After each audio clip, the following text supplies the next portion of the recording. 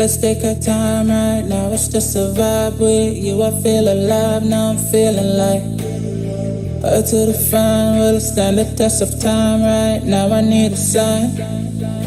Tell me if it's over, come a little closer. We should take our time to think this damn thing over. Should we grow closer, should this be over? My heart for your mind, probably we should start over.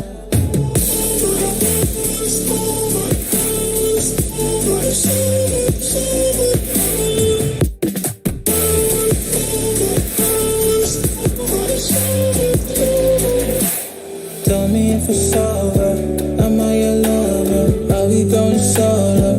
Or is it polo? Her face is saying don't go. I'm acting like I don't know.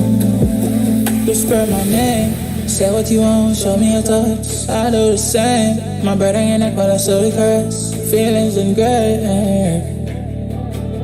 it's still the same.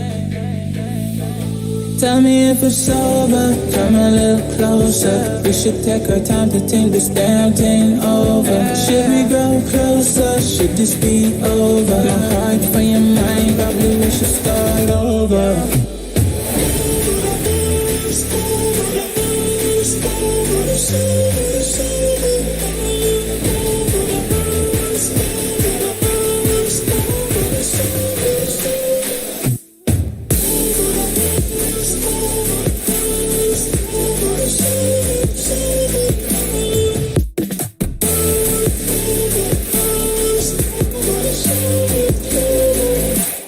Tell me if it's over, am I your lover? Are we going solo?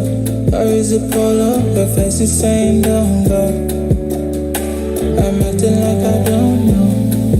Tell me if it's over, come a little closer. We should take our time to think this damn thing over. Should we grow closer, should this be over? My heart for your mind, probably we should start over.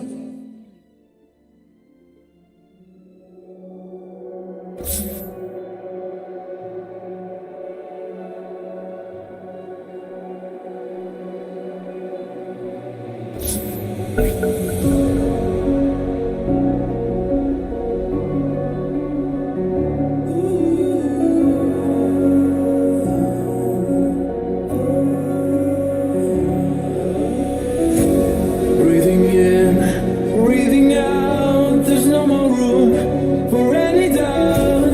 Empty mind, steady hand, just stay close, stick to the plan. I hear them coming, I hear them coming, and I'm ready as I'll ever be. I hear them coming, I hear them coming down, and I'm ready as I'll ever be.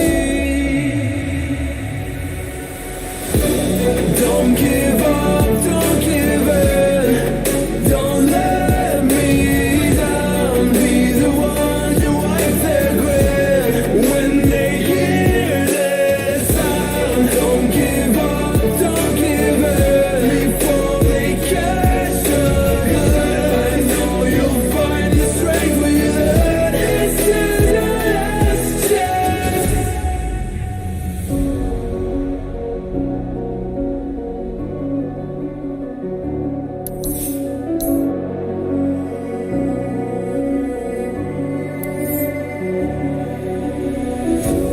This is it, this is not a drill. Hold nothing back, it's sure to kill. In this leap of faith that you stand alone, but I'll watch over you. The clock is ticking, the clock is ticking.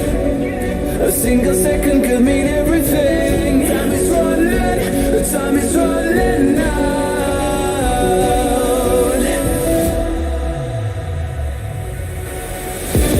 Don't give up, don't give in, don't let me down. Be the one to wipe their grin when they hear this sound. Don't give up, don't give in before they catch a glimpse.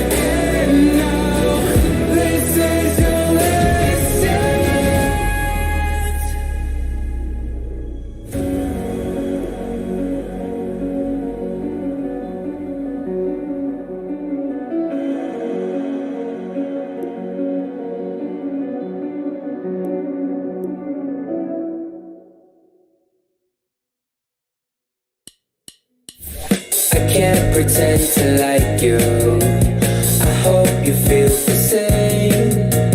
I take a chance and not lose. I can't pretend to like you. It's just another thought.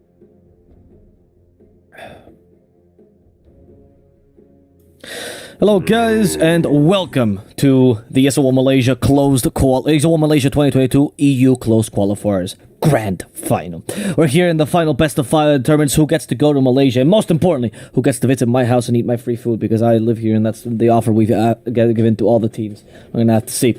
Bowie and myself will be your casters for today. Hello Bowie, how's it going? Hello, can I go to your house? No, you have to win the East Closed Qualifiers. All right, I'll try my best. Yeah. Good luck with that. It's a little bit late, I think, for that. I mean, I'm gonna win your heart first, and I'll tackle the qualifiers later. But yeah, we do have a draft in our hands. Betboom looking pretty good. They convincingly took down Gaming Gladiators, but they got to take down Entity. And dude, Entity is such an interesting team. Like, I love the way that, I mean, a lot of people like to talk about how Pure is a very flexible player, but I actually really like how Stormstormer kind of fits into this lineup. I feel like there's very few teams that are first phasing Wyvern, not first phasing, like fifth phasing Wyvern. Well, I was going to say that Entity is the team that does it, but Betboom actually snitches. And because I actually like it when Entity does, because they actually play mid with our boy Stormstormer. But I'm not sure if Laurel does the same. Regardless, it is a snatch. It is a really good hero. We'll see how the draft continues. Yeah, I mean, it's one of Soneko's best heroes as well, what he was known for the most. I think everything, the thing to me that always gets praised from Soneko, which I think is fair, is his camera movements, right? And it's particularly important in heroes like Winter Wyvern because you only really have 2 spells in the teamfight that are important to use at the right times, but they can turn around teamfights, right? From Cold Embrace and Winter's Curse. And it's very, very major for Soneko to be able to execute that exactly perfectly. So I'm excited to see his Winter Wyvern. A little bit sad we don't get to see the Chen, but I think they have something in mind. Everything Betboom has done until now has showcased that they have some odd drafting ideas, and it's always fun to see.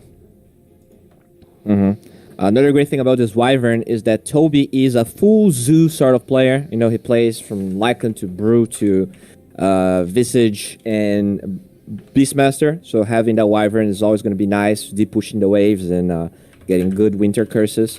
So it is it's good foresight here from Betboom, I think. Obviously, Soneko a great player as well. I wouldn't mind seeing, you know, usually we don't see Leshrac that early. Yeah. I think it's amazing versus Wyvern, and they have a lot of flexes of the Leshrac. You know, Pure plays it, Storm plays it. Pretty sure could be a nice game for that hero already. I highly rate that hero, even though it's not that popular in Europe besides Entity and other some few other teams. But they get the Visage. Get the Visage. That's the Zoo that you were talking about for Toby. Does this team flex the Visage as well as a mid? And does Pure play it actually? Yeah, I am pretty sure he can play it. Although I do feel like, you know, offlane Visage is probably the best version of Visage. Carry probably second, I would say. I think in South America we see 4DR playing mid Visage sometimes as well, but not that common. Okay. I know Betboom, for example, has flexed into the mid lane as well because they're big fans of the Visage for the Hawk. And it's interesting also to see how they have adapted their drafting style, right? Originally, it was all the Hawk first 2 picks, you know, get him whatever, and doesn't matter if he gets countered. Everyone's talking, oh, the Hawk has 5 heroes to play. The reality, it's not really like that for the Hawk. The guy's, I think, a pretty versatile carry. That's why he can play these weird carries, because he already knows how to play the normal ones, right? And we're starting to see them deviating, giving more Laurel priority, right, with his Caudle and other such picks, and leaving the Hawk's pick a little bit later, so it's not immediately countered. Yeah, it definitely feels like they wanted to prioritize his hero a lot, because the Puck and Batrider first phase bans are very interesting. Usually you see teams prioritizing the Zoo heroes or even Bristleback a little bit more. So they do protect the Keeper of the Light quite a bit. I don't think... to me, this is for sure like a mid-Caudle. There's no way they're going to flex it, because those bans are very telling. Right. They even take, you know, Quap. That's a hero that no one rates highly, but it is one of the best heroes of Stormstormer. And he did play a really good series against them, I think, in the... you know, when they lost to entity. There's another one that's Stormstormer's best hero, probably Invoker, right? Yeah. Still another one that you like. I gotta ban it for Stormstormer, even though this hero kind of sucks right now. The true hero spammer coming to play. That's very, very good. That a hero spammer in your team that forces 2 respect bans that are out of meta is huge for your drafting. It's 4 mid-hero bans. That's Yes. very rare to see. Yeah. That's a lot of respect to that guy. They're So trying what to else do target you his think? pool because arguably Stormstormer not the widest hero pool in the world, right? So he does. You can see a fall off, for example, when he's on his Invoker or Quap compared to some other of the more traditional mid laners. But it's just a matter of taking advantage of this fact, right? I mean, I kind of touched on the Lashek. Still feel like that is a hero that he plays that is still open. They do ban the Bristle, which I like. I think you do need to address some of these S tier heroes that are still in the pool if you don't want to pick them. Elk also taken out. Kind of a staple for Pure, but that definitely also here the Hawk plays. Let's see. I mean, it's the Hawk versus Visage. I'm also excited to see this because he knows what's best against the hero, right?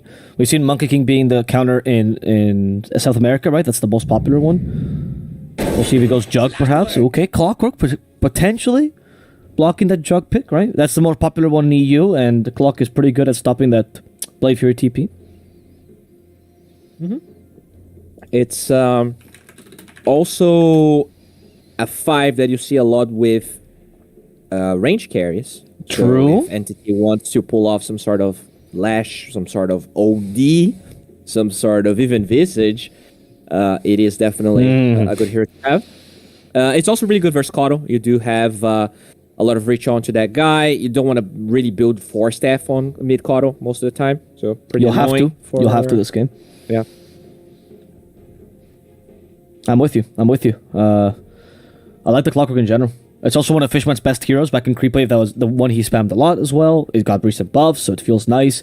If by any chance Betboom has ever considered mid Wyvern, Clock is also fantastic against it. So Oh, true. not that I think it's going to be the case. I'm pretty sure it's mid Caudle. You know, though, Bowie, I will say that I kind of like 4-staff on Caudle these days because the cast range decrease on 4-staff seemed like it destroyed it, right? And then with Caudle's ultimate, it feels like it makes up for that a little bit, you know? Yeah, definitely As a makes save. it a little bit better. Yeah. Can help your allies as well. Even offensive 4-staffs, that could be a thing on Caudle, honestly. Yeah, like your cast range is insane. Yes, Like, yes. 500 cast range with no items, and you definitely get Eater Lens eventually. Okay, so Okay, you talked about this last game, Bowie. The IO Gyro, they still play it. But I want to know, what's the strength of this? Is this actually a Visage counter?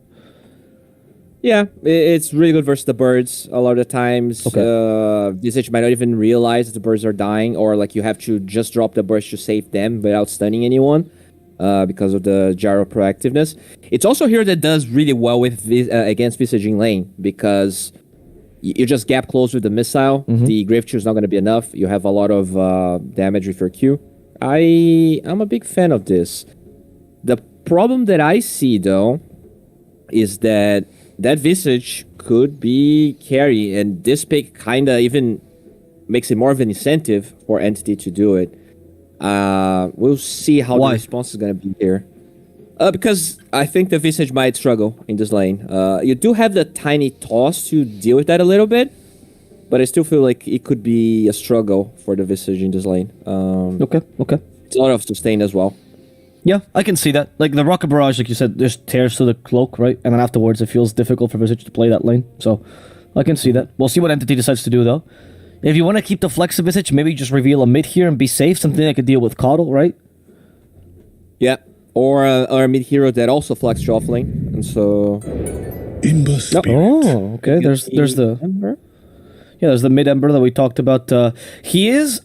So I think Ember's trash right now as a hero, but against Caudle, I feel like there's a justification here, right? Against Caudle and Zeus, I think they're so good that it makes sense to still pick the Ember, even if he's not that great as a mid laner. For sure.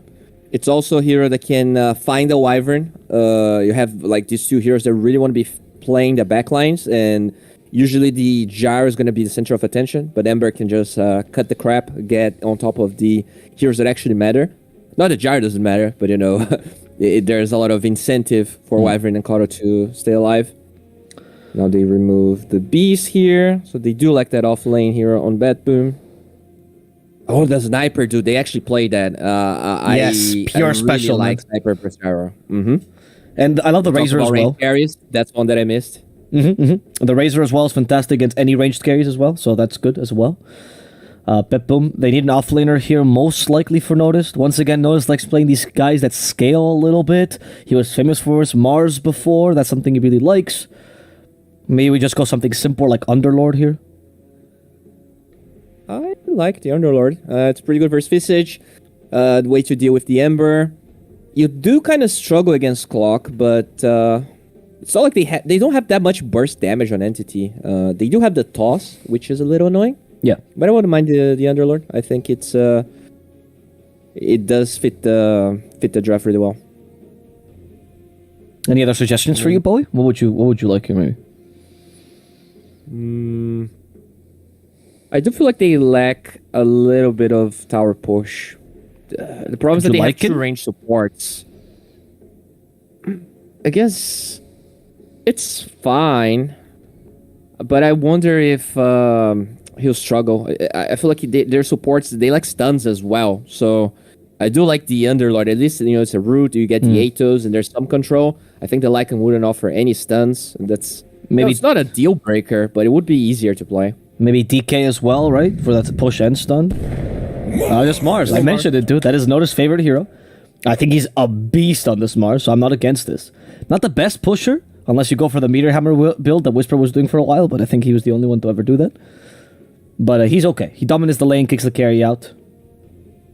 Yeah, it's good. You just place people on top of the arena. You can get curses afterwards. It clumps everyone together for the gyro to do damage. It's pretty nice. He also blocks the ranged carry potentially, right? Like good in lane, but bad in game. Oh, you're right. Yeah, that's a good call.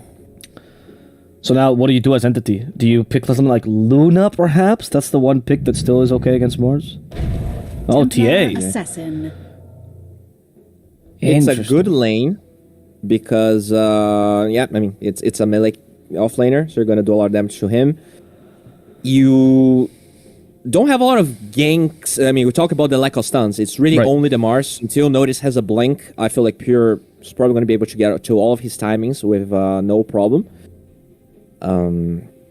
What is kind of scary, though, is that Gyrocopter does scale pretty well against TA. Usually, if it's just Gyro, I think TA has enough burst damage to go through him. But you do have this IO to heal him up. You have Wyvern, as we talked about. So there's the Cold Embrace that totally destroys TA. But the Ember should be able to handle that. Overall, I feel like Entity, TA on Radiant, they are obviously the team that is doing a little bit better. They have this Visage, they have more push. I think their draft is easier to execute than Betboom. There's a lot of inventiveness and kind of like meta heroes on Betboom, the Wyvern and the IO specifically. But it feels like it's harder for them to execute, so I'm going Entity game on. Okay. Love the... I like the idea from Entity. I think I agree with you overall. I just feel like Betboom is cracked right now.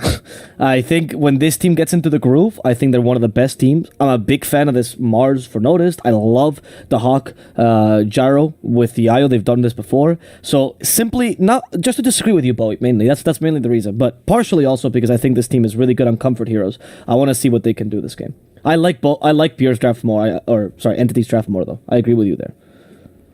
Mm-hmm. Yeah, we'll see how they execute this. Like, looking at the lanes, I feel like this Wyvern Mars lane is kind of weird. There's not that much kill potential there. I feel like Tia's going to free farm. But the real thing is the Coddle. It feels like every time, even when there were counters against the Coddle, Laro just delivered every single game. If he can keep playing to that degree, I can see a world where this Wyvern alongside the Mars can play hyper-aggressive, because the cooldown reduction on the Coddle just makes this Mars like much better, right? You can get it's just so much burst damage. You're gonna get Arena. There's gonna be like 2 Spears, 2 God's Rebukes. I feel like most heroes will just melt to that. So we'll see. It's really up to Stormer to maybe showcase how the counters are supposed to do against this Scuttle, because it definitely felt like Boom did, and I say Boom, referring to Gaming Gladiators mid player. He never really got on top of Laurel or got a lot of kills. Let's see if they can do better here on Entity. Ember seems easier to do this, right? As opposed to Void Spirit, where there's a lot of commitment when you get on top of Coddle. So I like that idea more, but obviously it was banned for Boom last time.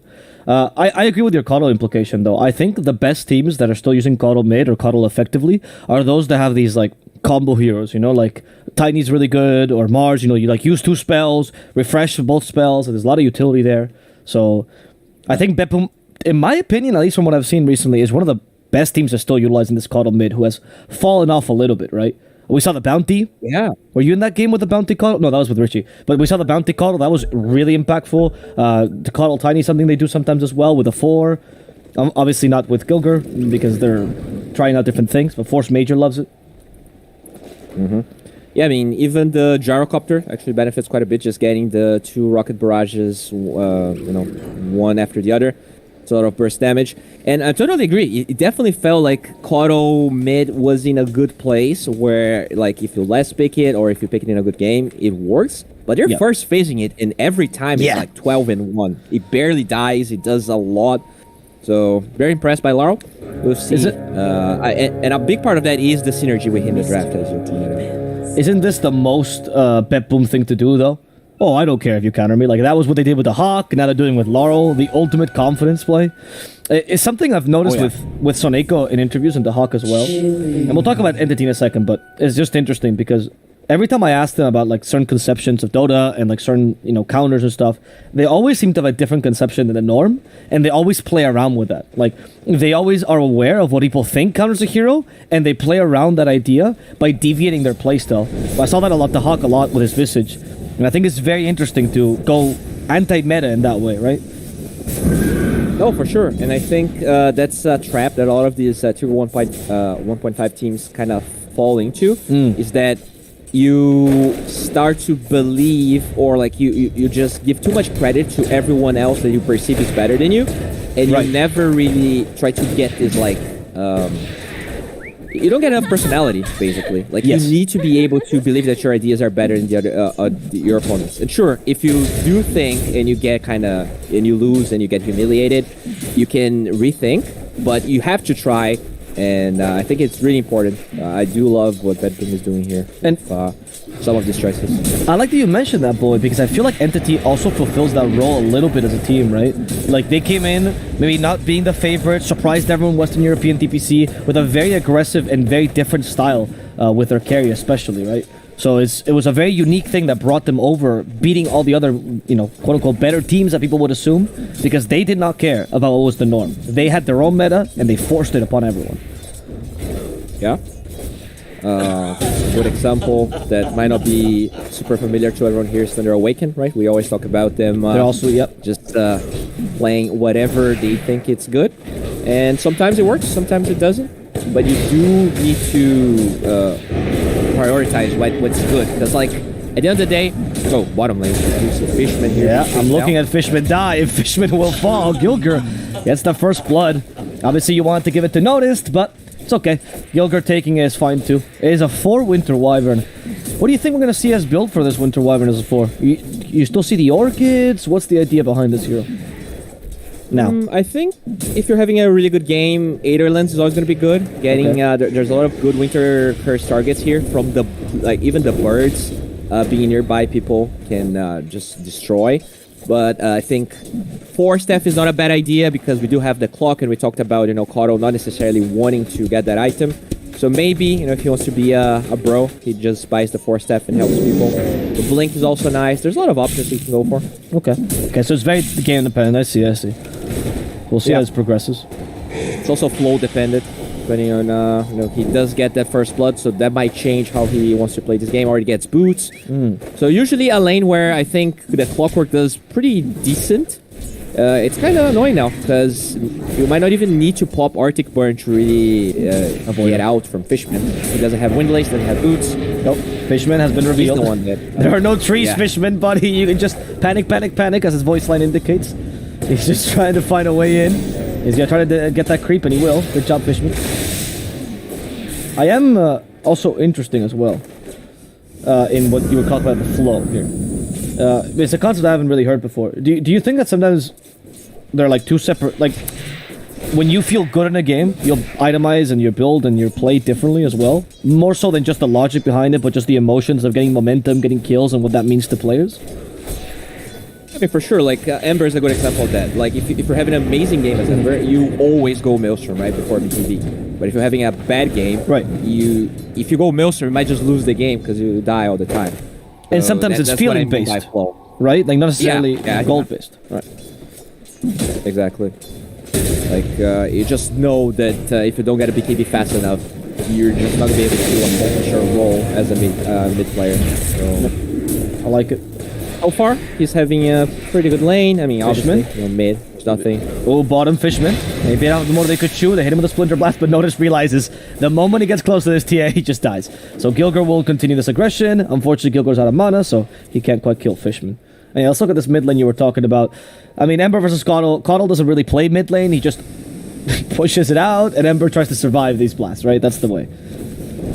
Yeah, at least like Ember is a hero that can, sure, the wave's going to be blasted, but you can drag it to your small camp to kind of mimic what the Caudle is doing in a way. But obviously, Caudle just outfarms any hero in the game. It's really all about trying to use that level 6. So I wouldn't mind seeing a Kateomi smoke once the nighttime comes with the level 6 of the Ember to try and shut down this Caudle like from the get-go. It feels like a lot of times once you get the Vessel, he gets too tanky to be solo killed, even if the enemy mid player is also like strong and has a lot of items. Okay. As we're seeing here, poor Stormer swallowed one too many Caudle Blasts. Laurel's already reached that point as level 3 Illuminate that is kind of difficult to fight him. Blinding Light. Laurel knows this matchup. He was looking for the other Illuminate, and he barely charges it. Ooh, what an evasion by Stormer. He was dead, I think, otherwise.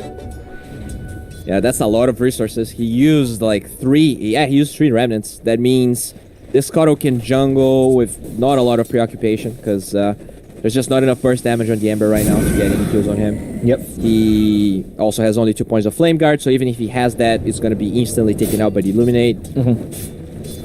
I like the Stormstormer is not full going Flame Guard though. I've seen some members going for Flame Guard build just to depush the lane and farm a bit, and it feels a little bit slow. So the point Sleight of Fist will help him get some ganks instead. Soneko might be one of them.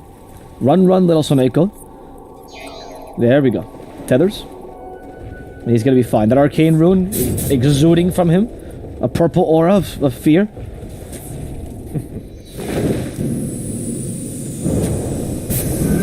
I don't know if That's so unfortunate, actually. They placed the sentry from Entity in that cliff, but the ward came just a little bit afterwards, so they feel like they're clear, but there's a ward there. Oh, they do get tossed back, though. They do. Laurel could be in trouble, but never mind. Got the Spirit Form healing a little bit, as he now harasses Stormstormer. Go, Laurel. There's a reason why you have a Fairy Fire. Auto-attack him to death.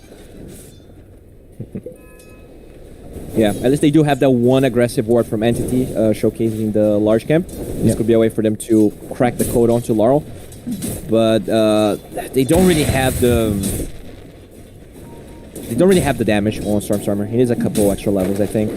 Maybe in a level 8 with 4 points on the Sleight of Fist and Chains could be enough lockdown so that can walk onto the Caudle.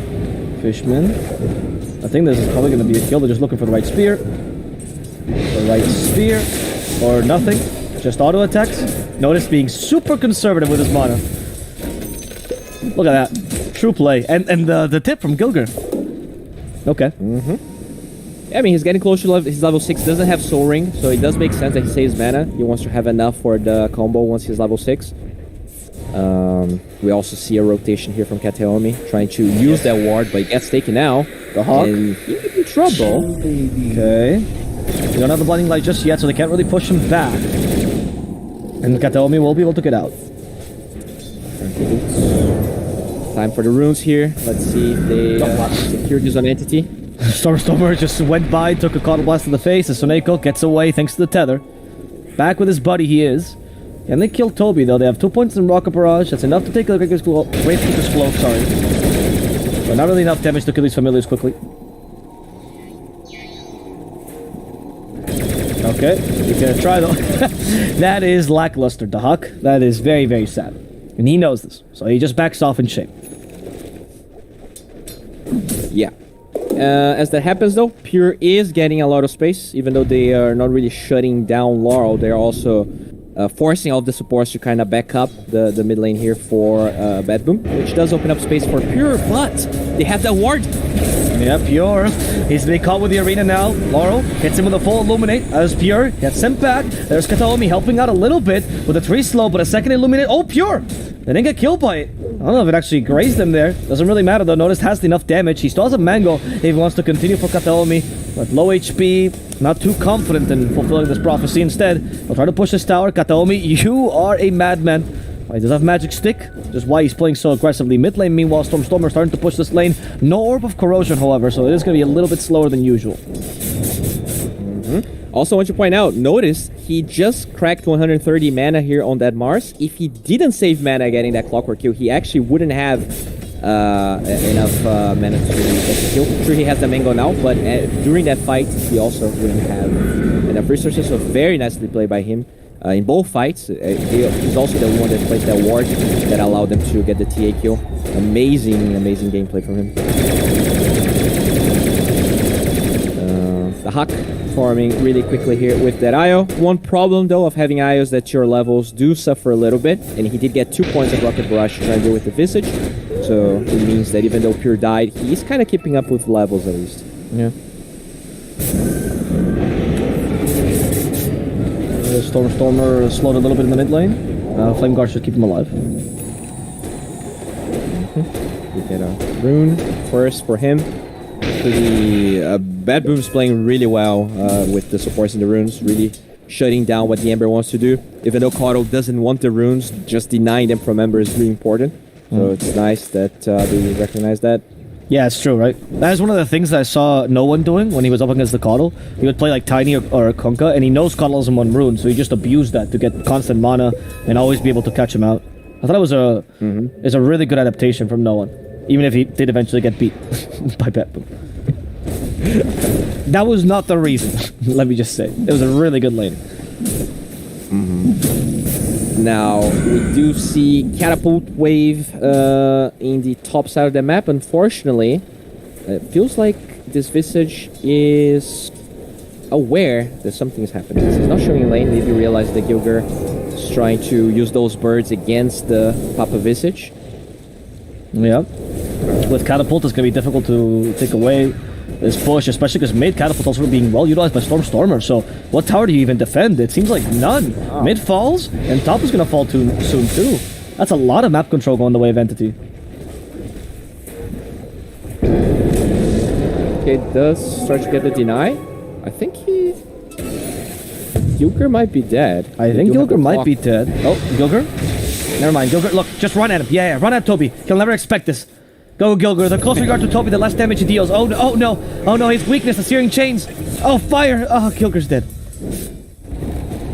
Bottom lane, they're using the arena to kill Kataomi, so I guess it's 4 for a 4, and also a tower for Betboom to equalize this map pressure a little bit. Yeah, really good moves by Entity, securing these 2 towers. Kind of a bummer that the Coddle didn't defend, but he also realizes that there is a fair amount of gap close, so defending that, even though Coddle is really good at that, he could bleed some kills, and overall, as a mid Coddle, you can't really die too much to be effective, so I understand why he didn't really attend to those lanes. The Huck keeps on scaling here, we'll go for that Maelstrom BKB build, so he still needs a while to improve his scales.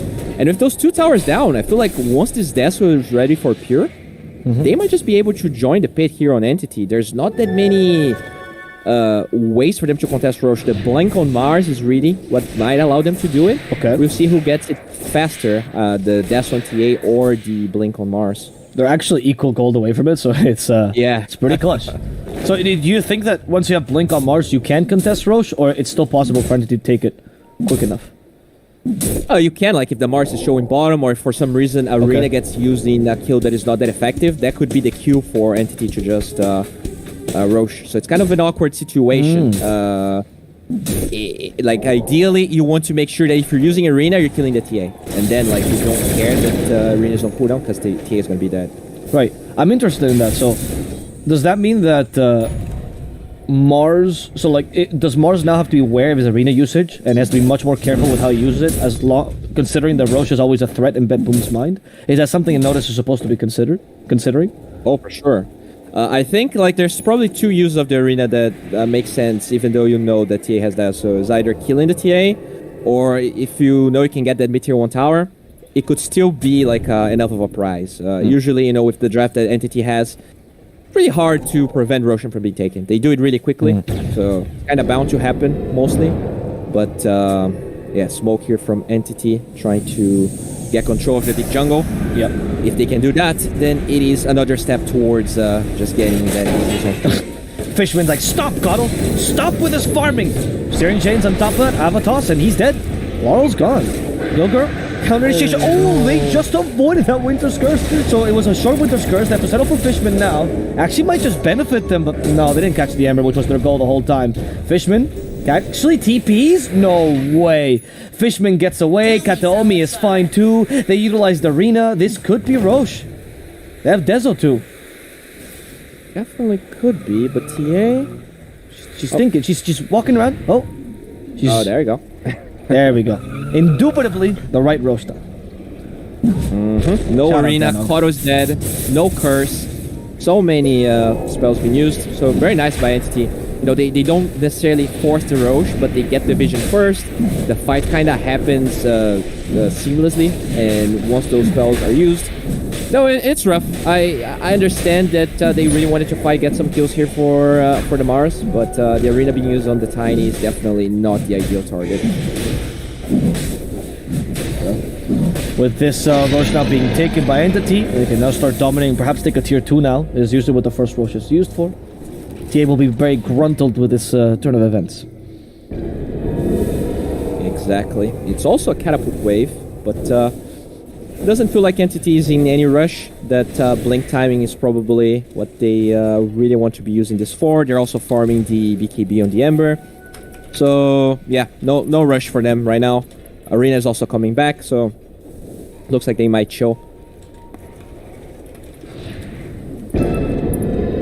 Tiny though does have his blink. Looks like gets the You got the courier. Nice. What is courier? No. It does reveal the ward though, so I don't think that might be worth it. It's a little bit of gold for your team, right? I guess. Sure. And if they do camp the ward, then it doesn't matter. The Betboom knows, because you know there's obviously Aegis on the side of Entity, not an easy fight for them to take. Oh, he got greedy. Got greedy with the spear on Noticed. Probably one kill they could get.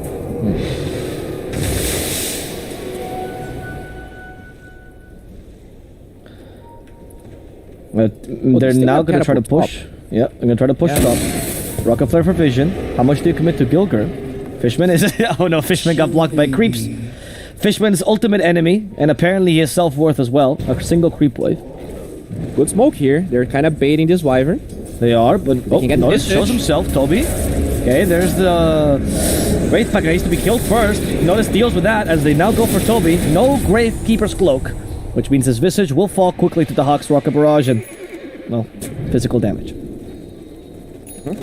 Good defense there, but there's also a big opening here for Entity because there's still 3 minutes of Aegis with those cooldowns being spent, and I guess they do have Glyph on Betboom, but there's definitely a window here for Entity to fight now that the Blink on Pure is ready, or at least flying to him.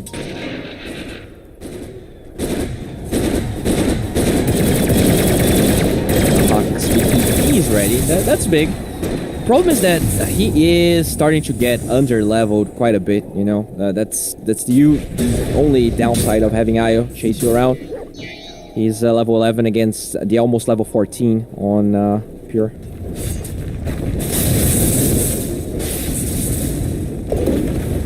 Stormstormer There's a little homing missile for him, but that's not gonna do anything. He gets away in time. Entity. They're just looking for objectives, not forcing a big fight, so they go for the small kill on the Wyvern.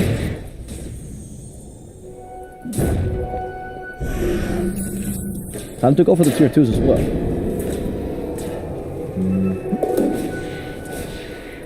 Yeah, this should be a tier 2 tower, even though there is arena. It is a tough fight for Betboom once everyone is together. They do smoke here. The glyph gets used. They're looking for the Hawk, I think, but he does have that BKB as we talked about.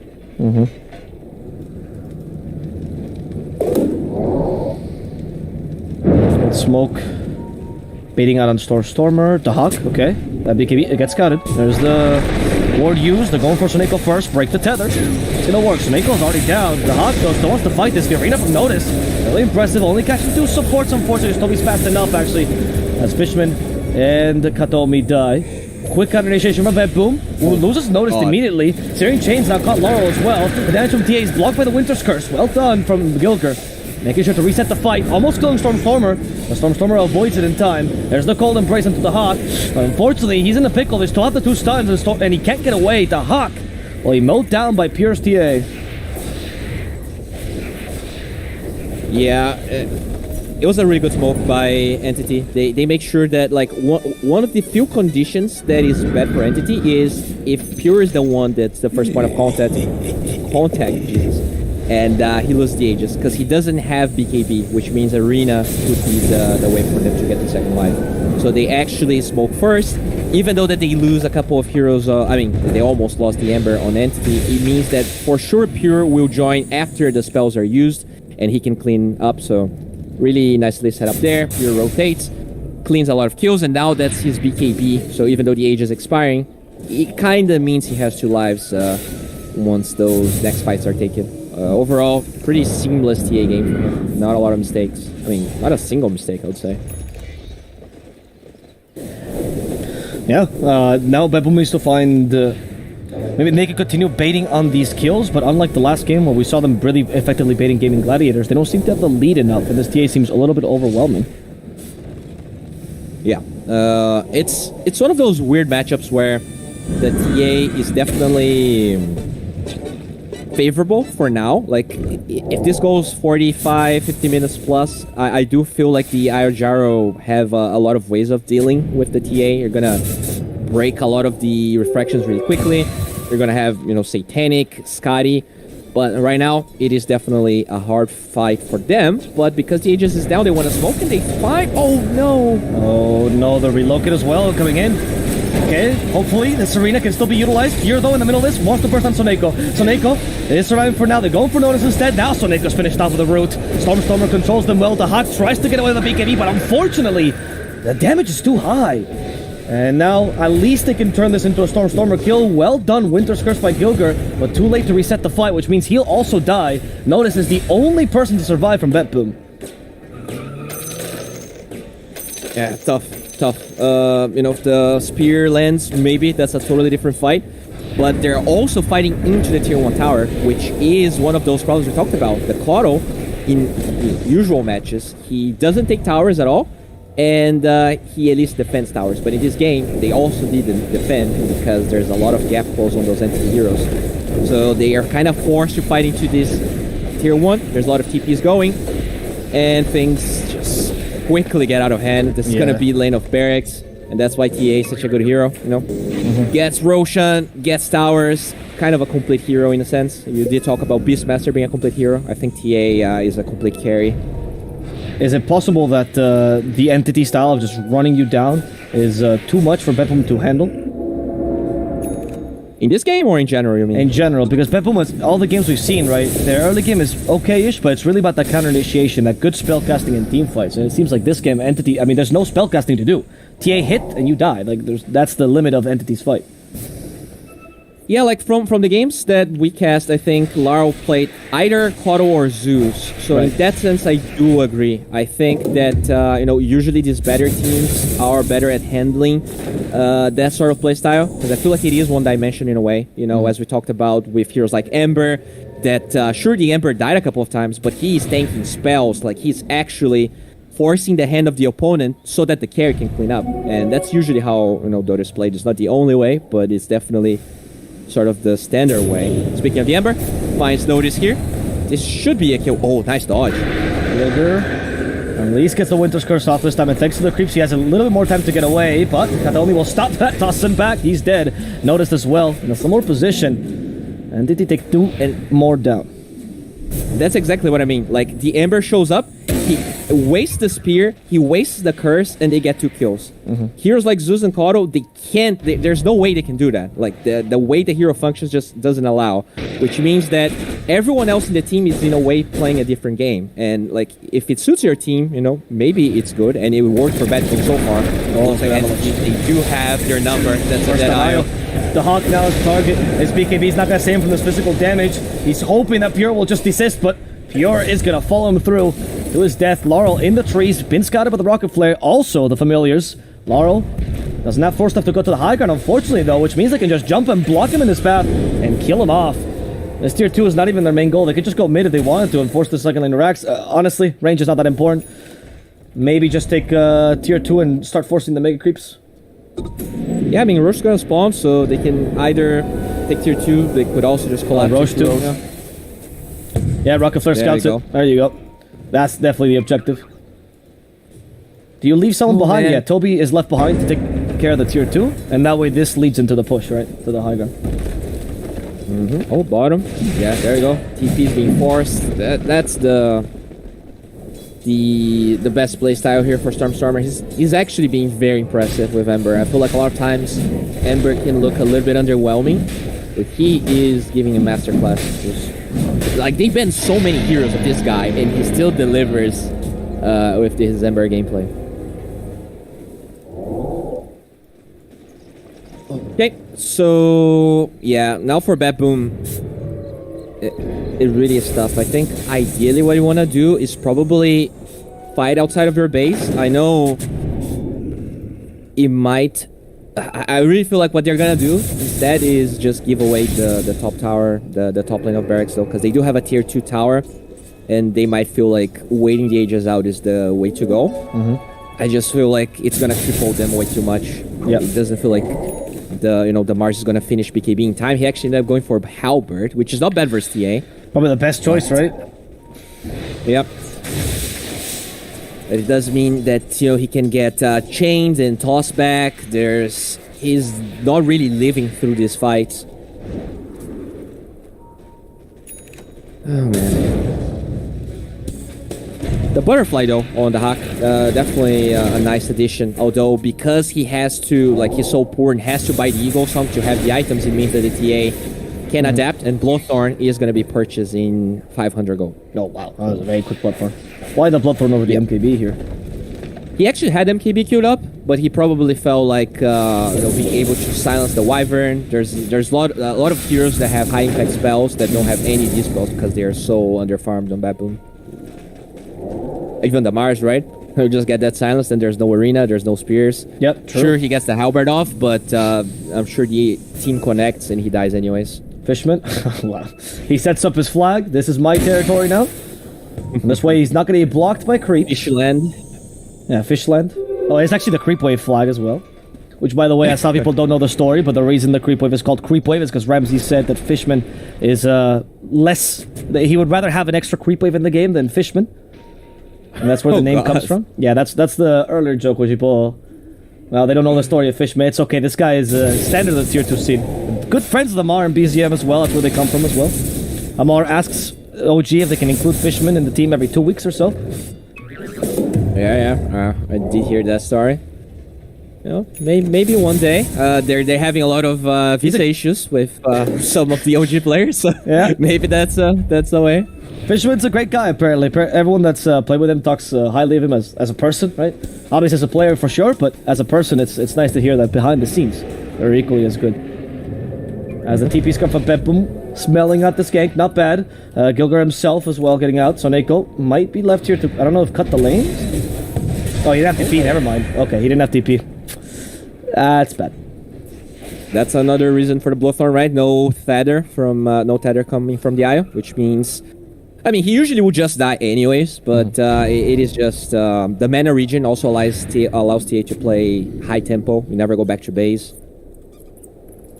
Good ward though from Gilger, trying to maybe get a good Winter's Curse in case they clump up.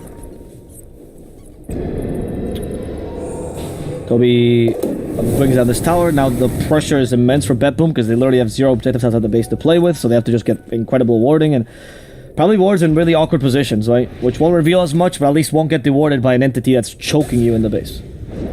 Yeah, exactly. That's the way you have to go in games like this.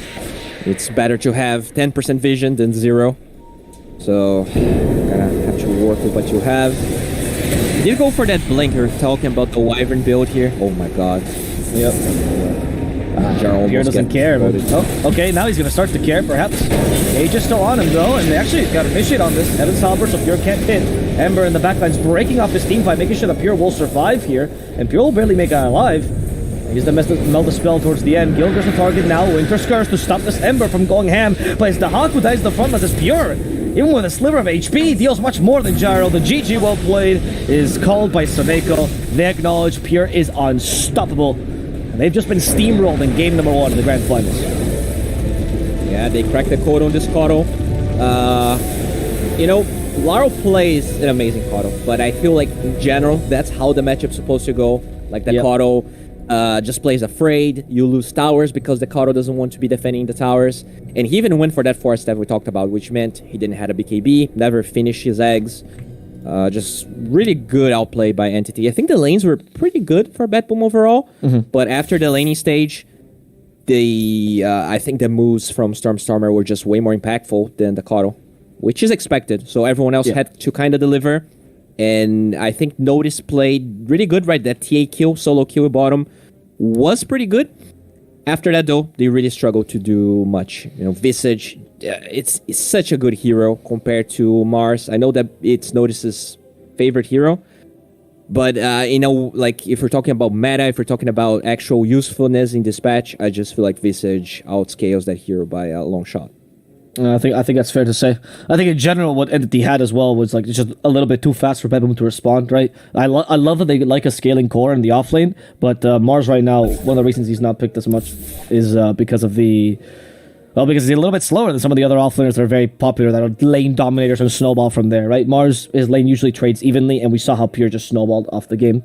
But we'll see what happens in game number 2. Betboom just needs to propose a different strategy. Sometimes these games seems like they're outclassed, but it's just that Entity's strategy was too fast for Betboom to respond. We'll see what Betboom comes up with in game number 2 as we take a small break and come back with that second game of the series.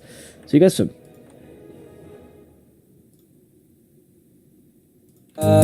You were sitting next to me, I don't understand. It's just I've never seen you smile. You wanna make out, give me a second. It's just you never talk, I never listen. When do we fall in love? Make up your mind, honey, 'cause I can't pretend to like you.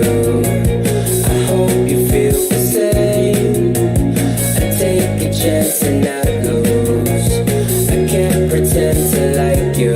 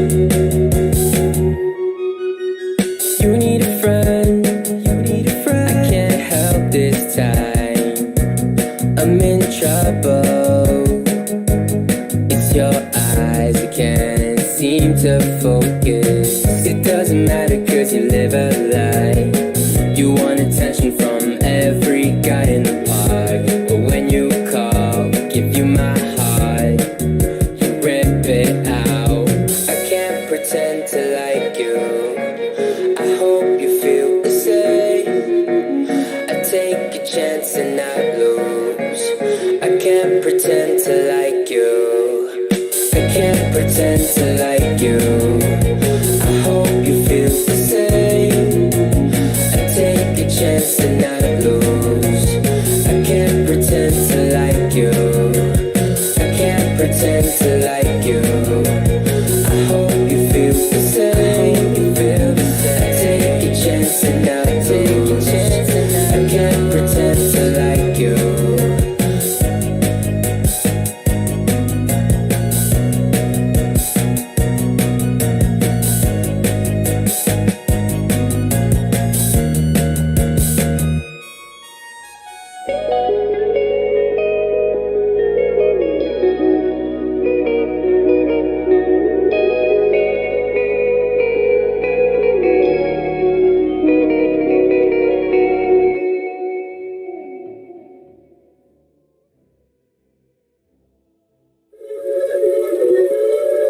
Yeah.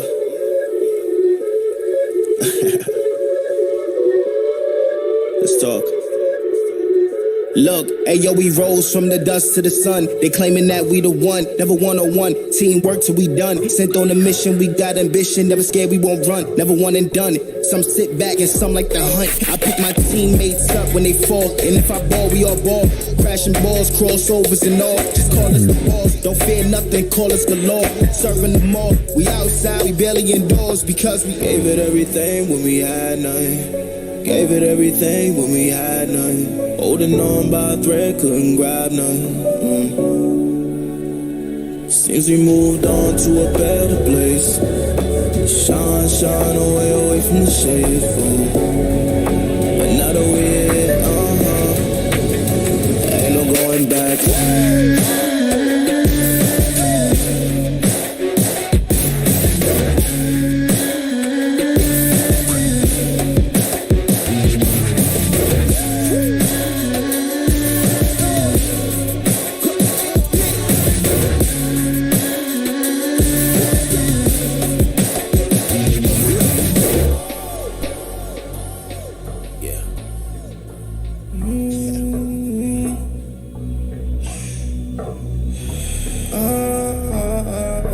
This is the moment to go. This is the moment to shine. This is the moment to show. Show me the rocks you could climb. This is the moment to feel the path like you legally blind. I can promise this is ours cause we built for this, kill for this. Pushing buttons always quick, push it off and do assist. Oh, y'all think we new to this? Pound for pound, break it down. Watch what we gon' do with this. Teamwork got us fluid with. Make y'all look like sewages. Gave it everything when we had nothing. Gave it everything when we had nothing. Holding on by a thread, couldn't grab nothing. Seems we moved on to a better place. Shine, shine away from the shade. But now that we're here, ain't no going back.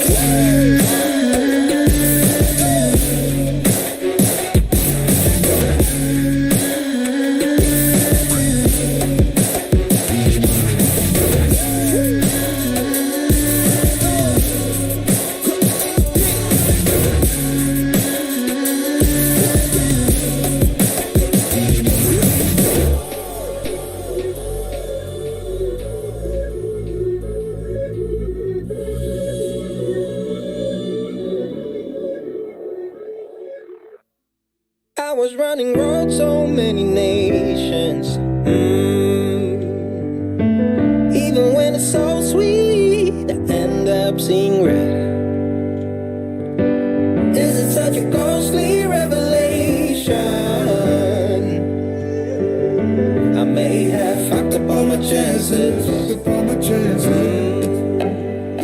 And we ain't sleeping on the floor again. We never sleeping on the floor again. For the ones who didn't make it out, for the ones that didn't see the life, for the ones that never cared, never gave a thought, found no happiness in that brand new car or the house you bought. I see you talking about the love you lost, and it was gone like way before you ever thought it was. Yeah, I took my time, no quick ones, quick run, quick gas to get back there. Hot roads, I didn't think I'd come back fierce, cause I was running road so many nations. Even when it's so sweet, I end up seeing red. Is it such a ghostly revelation? I may have fucked up all my chances. Fucked up all my chances. I was running.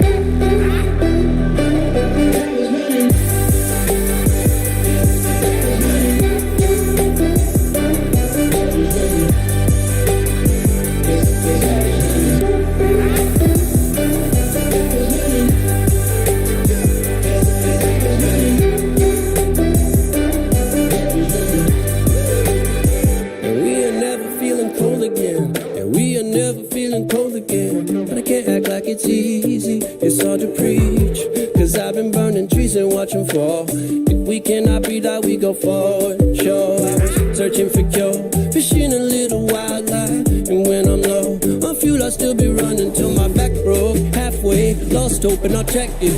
Hard roads, I didn't think I'd come back fast. Cause I was running roads so many nations. Even when it's so sweet, I ended up zero. It's such a ghostly revelation. I may have fucked up all my chances. Been around the globe, looked around and fitted. Seen high and lows, but you won't even get it. Been around the globe, think it's time to admit it's not the end, but the road, and you won't even get it. Been around the globe, looked around, nothing fitted. Seen high and lows, but you won't even get it. Been around the globe, think it's time to admit it's not the end, but the road. I was running.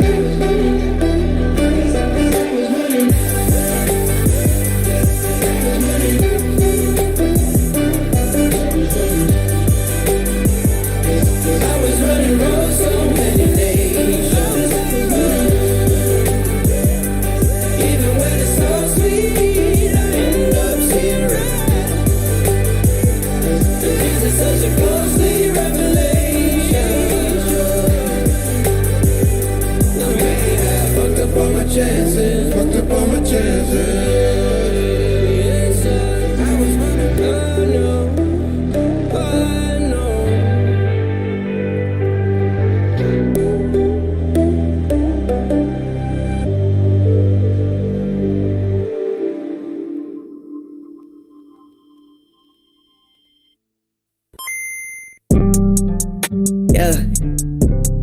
Yeah.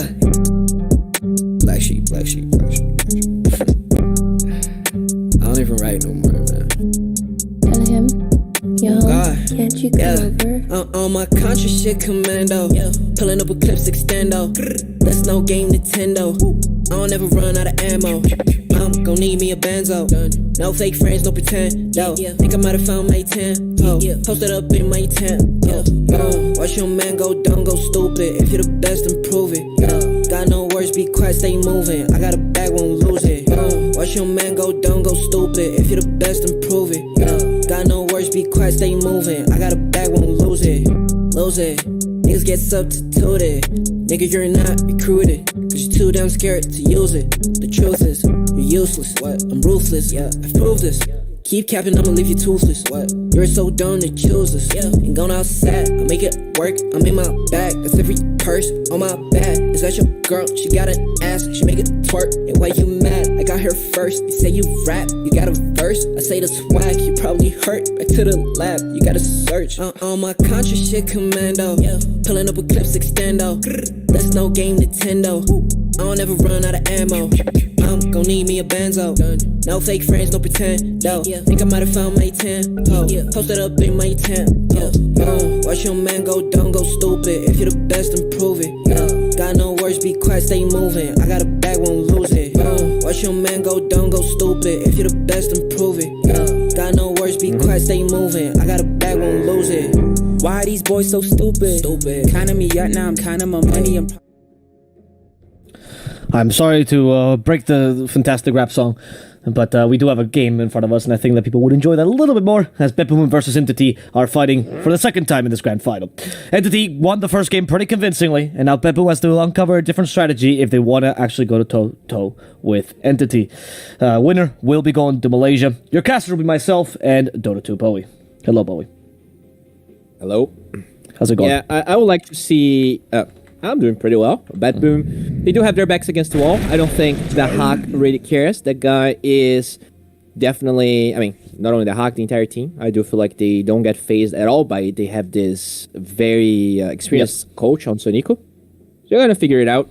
I don't think that Koro is necessarily the problem. I feel like the Io Gyro to me clicked as the weak link of the draft that they played. I didn't feel any impact. I think it's too slow in dispatch to play that, especially against EA.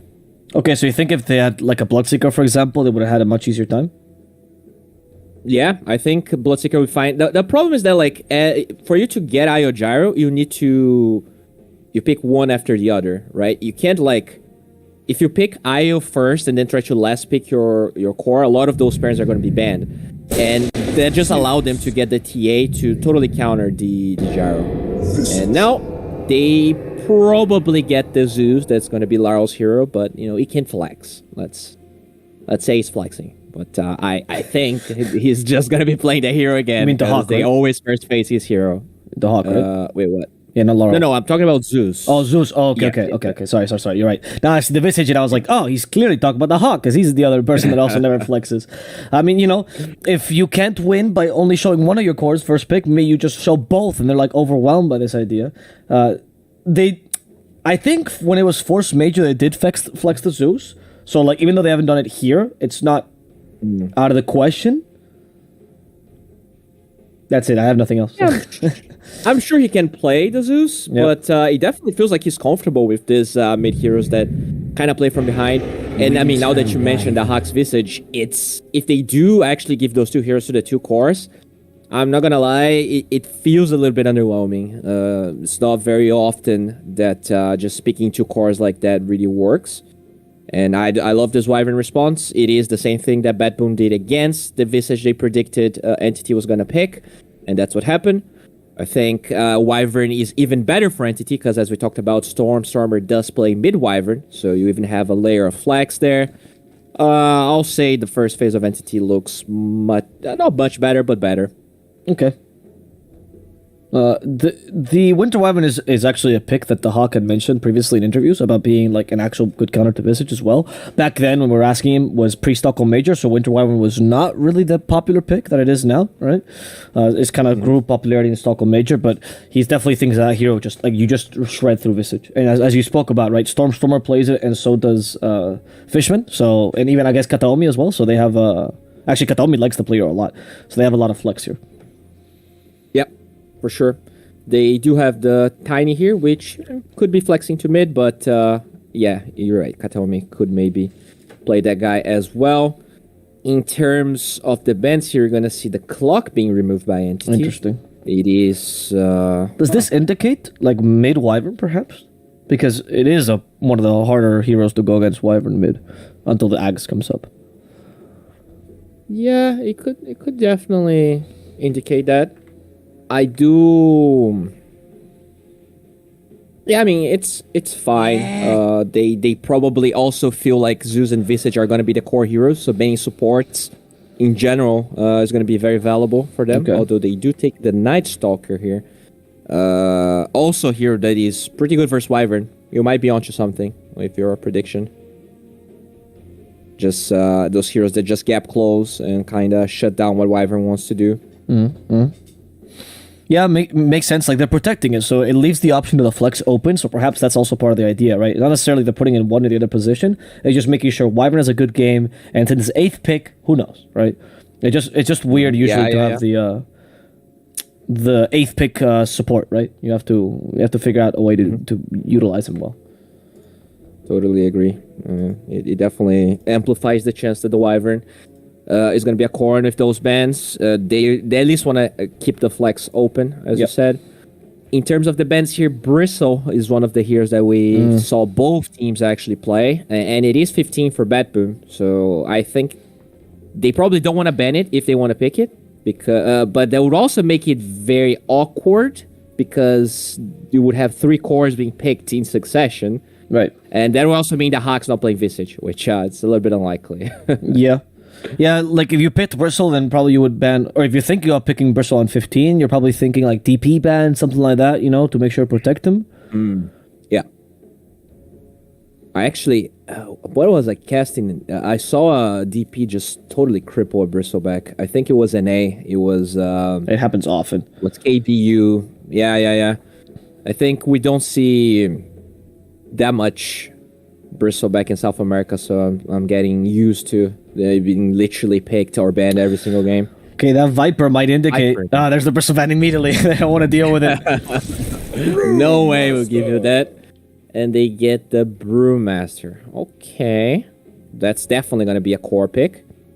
It is good for Wyvern, right? Just lifting it up, you get a way of looking into the depths of the team fight to find a Wyvern, lift it up.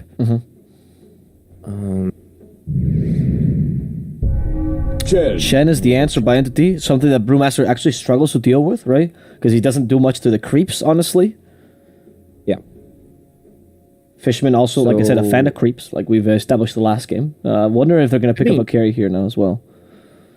They pretty much giving away the Wyvern's mid with this pick because it's either going to be a core Tiny, which I didn't see Tiny Entity do that much. So that pretty much breaks the flex from Entity. And I wonder if they're going to go for more Zoo because Lycan is open. Yeah, nice one. Nice one. Yeah, this is overwhelming, right? Visage, even though he has Zoo himself, doesn't deal well with Zoo, right? And neither does Brewmaster. Yeah. They both get overwhelmed by these Zoo heroes. And it's very similar to what we saw in game 1. That Zeus that for now I think is going to be a core. They might have to flex it now. It would just get trashed by all of that gap close. So maybe just play that Zoo support and get yourself something that handles the Zoo. What do you think of it? Ember might not be enough actually. Kato? Oh no. Yeah, no, not Kato, because he gets run down easily by Lycan, but you need something. Yeah. Wow, they need so much here, because I think they already have some big cooldowns on the birds and the brew split until he has eggs. I would like something that has low downtime, but Puck is also banned. They get the Mars. So Mars is good against Lycan, right? And he can theoretically be good against Zoo. Maybe if they're thinking of like Mars mid, they could like really up the tempo of this hero, because otherwise as an offlaner he's okay, right? He's not going to destroy a lane if Entity has last pick. I agree. So what's probably going to happen here is carry Visage, offlane Brew, mid Mars. Yeah. Zeus 4 or 5, and they'll pick the last hero. I like Zeus 4 with Brew, to be honest with you. I think it's actually a pretty good combo, because you always trigger Cinder Brew, right? Then your last pick is a 5 though, which also feels terrible, but you can't have everything. I think what I would like to see here actually is the opposite. I think because there's a tiny 4, you can probably play Zeus into that because you're not afraid of the toss back. So having the jump on Zeus allows you to really lane there without any issues. I think that Chen, it's not the greatest matchup for the Zeus 4. So I would actually like to see the Zeus as a 5, and then you pick a 4 that right now what they need is more initiation, I think. They don't really have, like, have Brew, Mars, who have to farm Blink. So I'm trying to think of a 4 that could maybe give them all of that. They do bend the Phoenix. No Clock. Air Spirit's not really something play that much here. I'm also thinking, like, you need a 5 that actually a lot of impact, dude. Okay, they banned Marana for Gilgur. That's one of his favorite picks, sure. I don't know, man. I don't see it. Like, I'm even thinking, like, Treant? Can you just Treant to stop the Zoo a little bit? Yeah, it's not bad. The problem is, like, usually when I see Treant, I like to see, your Deuces, your Terrorblades. I really benefit from the... Not Visage. Exactly, from the fact that you're delaying the game, but Visage doesn't strike me as a hero that's going to benefit that much from it. Okay, we need a carry for Entity. Betboom was assuming they're going to play fast. I think so as well. What could be a fast carry here for Entity?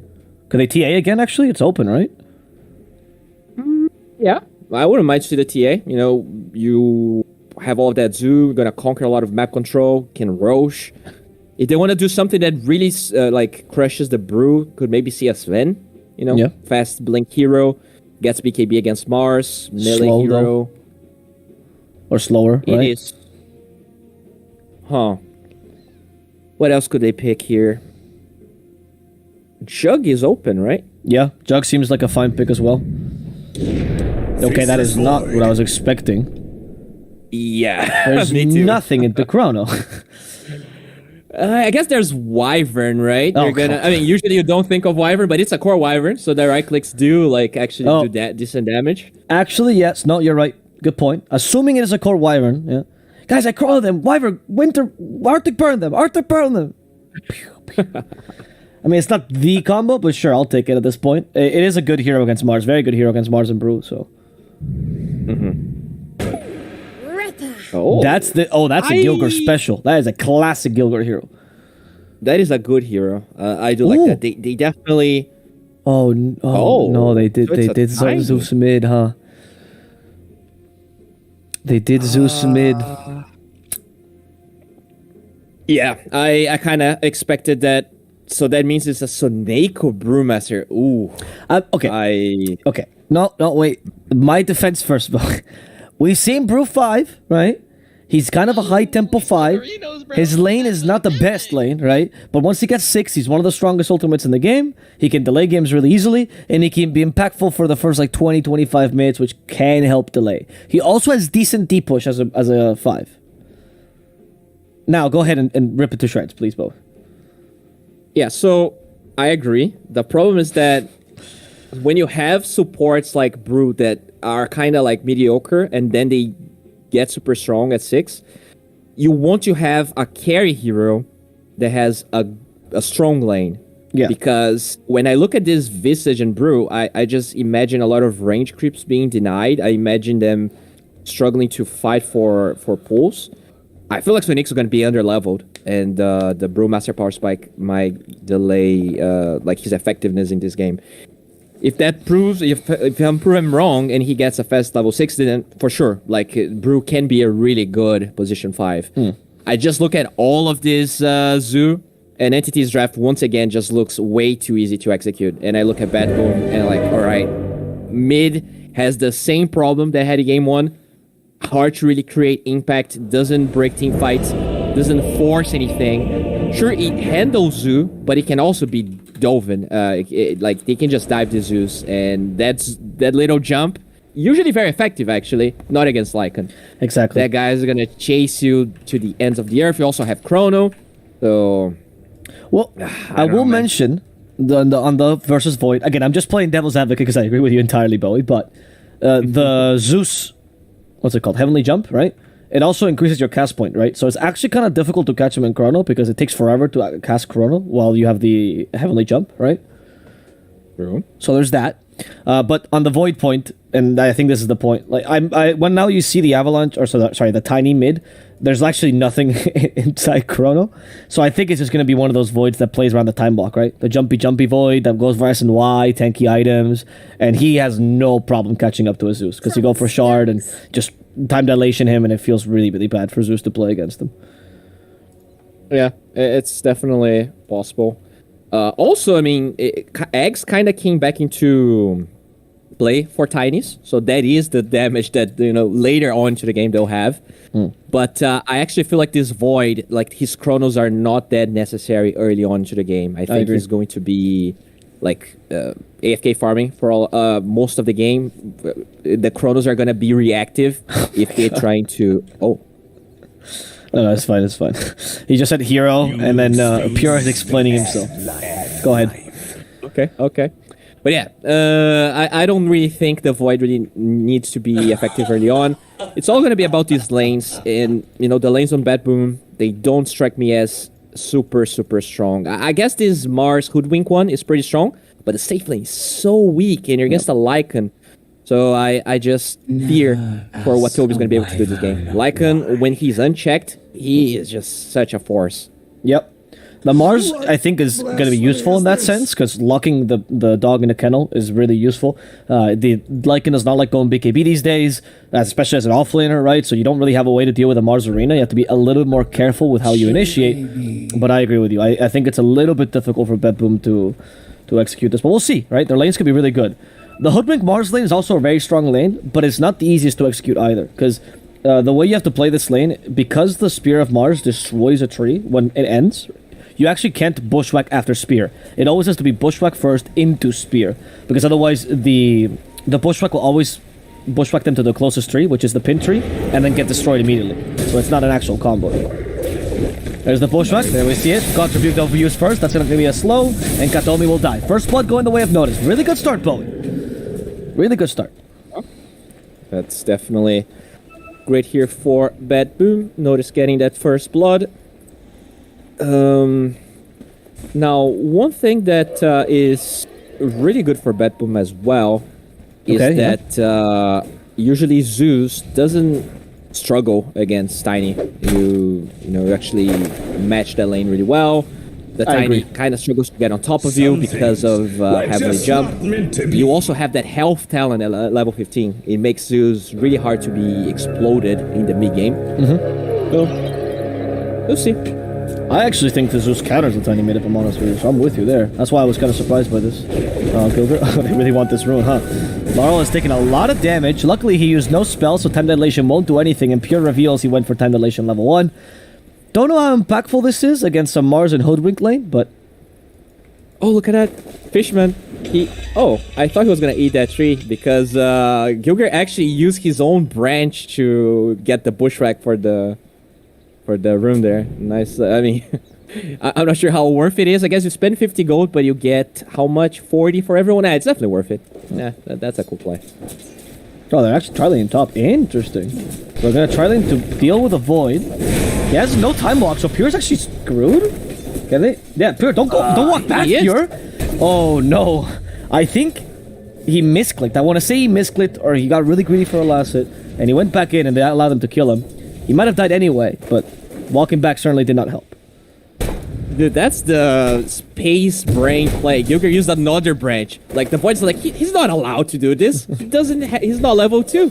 And he actually gets bushwhacked and paying a huge price for the time dilation level 1 there. You know, really good when you see 5 heroes trying to get first blood. But it weakens their lane, and that tri-lane, as you pointed out. Not really a tri-lane, but it allowed them to get a kill on the Void at least. Just the initial kill, right? Which is something we see often. But they do leave an interesting composition, right? The 2 ranged heroes top and the 2 melee heroes bottom. What do you think is the logic behind this, Bowie? It's just that Lycan's not really a heroing lane. It doesn't really harass you, so you don't really fear being 2 melees in this lane. You're actually probably favored anyways, because we both can hit the Lycan Toby Lycan. In the mid lane, we do see pretty even match. I think, at the beginning, Tiny has the advantage because of the base damage, but as it moves along, Laurel should pretty much free farm here.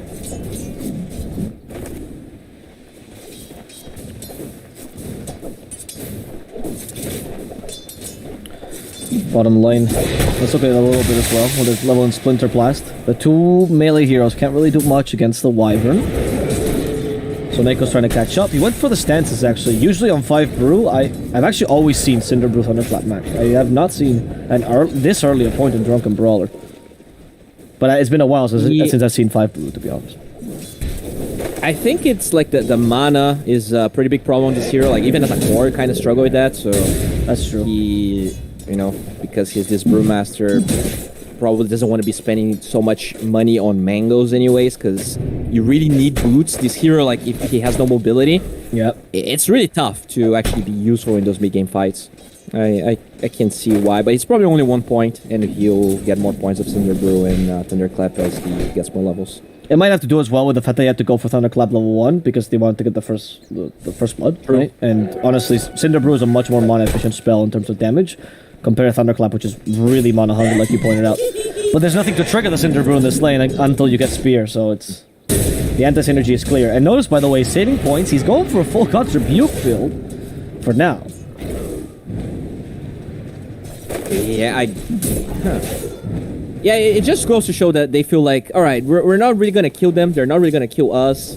So, in case he needs a point in Bulwark, in case Toby gets level 6 faster, he can actually get that point. But yeah, he might learn the Spear here. This is a level 2 Wyvern that will die. Yeah, the Spear. Oh, apparently not actually. They decided to go for Toby instead. So Neko trying to run away, using Drunken Brawler for a little bit of extra armor.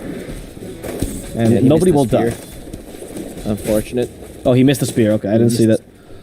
Yeah, missed the Spear on the Wyvern, ended up hitting the Lycan. Or did Lycan try to block it on purpose? We'll never know. But, Well, let's say that. Let's say that's what happened. Yeah. Yes.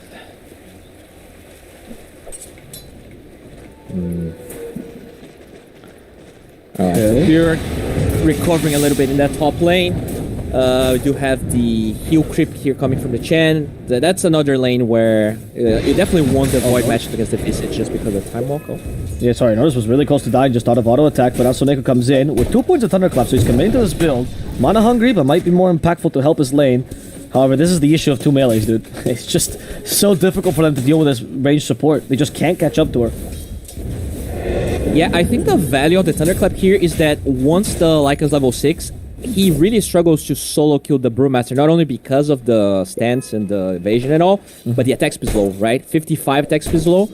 There's no dispel that the Lycan can really apply to his creeps, which means it is actually pretty good. Even without popping ulti, he's gonna be useful somehow. Like all of the Chen creeps and the Lycan creeps will have attack speed low. I like that point, actually. Ideally. Yeah, like it doesn't get exploded. If he actually presses clap, it will be useful. Yeah, I like that point as well. And the Lycan as well, he only gets 1.7 solid agility per level, which is really low attack speed, so it's one of his biggest issues. That's why Carry Lycan, back when it was a thing, used to play with Echo Saber, right? Because you need that. Oh, rotation here. Stormer. Can he get a Hawk? The Hawk. Okay, there's the Bushwhack. The Hawk will die. Easy. Oh, one thing also, we were talking about Void not having damage in Chrono, but Penitence, that spell definitely gives him damage in Chrono. So it is one aspect that is pretty cool, especially attack speed, right? Because it's all Void really wants to proc those time locks.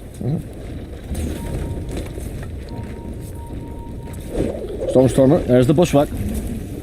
Soneko joining as well. No Cinder Brew though means he needs to be in range, and actually it's gonna be Gilgar who's in trouble. They slow down Stormer. Soneko. Full body block Stormer. There's Thundergog's Wrath, and that will guarantee the kill from Laurel. So actually this lane going really well for Laurel. Already went well in the laning phase, but now this kill certainly equalized it. Laurel actually gonna get a nice push because the catapult is here, and so is the Hawk. They're both keen in opening up the map for themselves early. Yeah, he felt he had enough mana for the toss back, but he was like 4 mana short, and he died because he thought he was gonna get that toss back. Very unfortunate. They do defend the tower, but this is mid-Zeus usually doesn't do 95% damage of the tier 1 at 6 minutes, so really nicely played by Laurel. Also a hefty cost from the rotation of Stormer. That's usually why, these early rotations, especially with TP, where you don't walk, are not something that common, because it can backfire.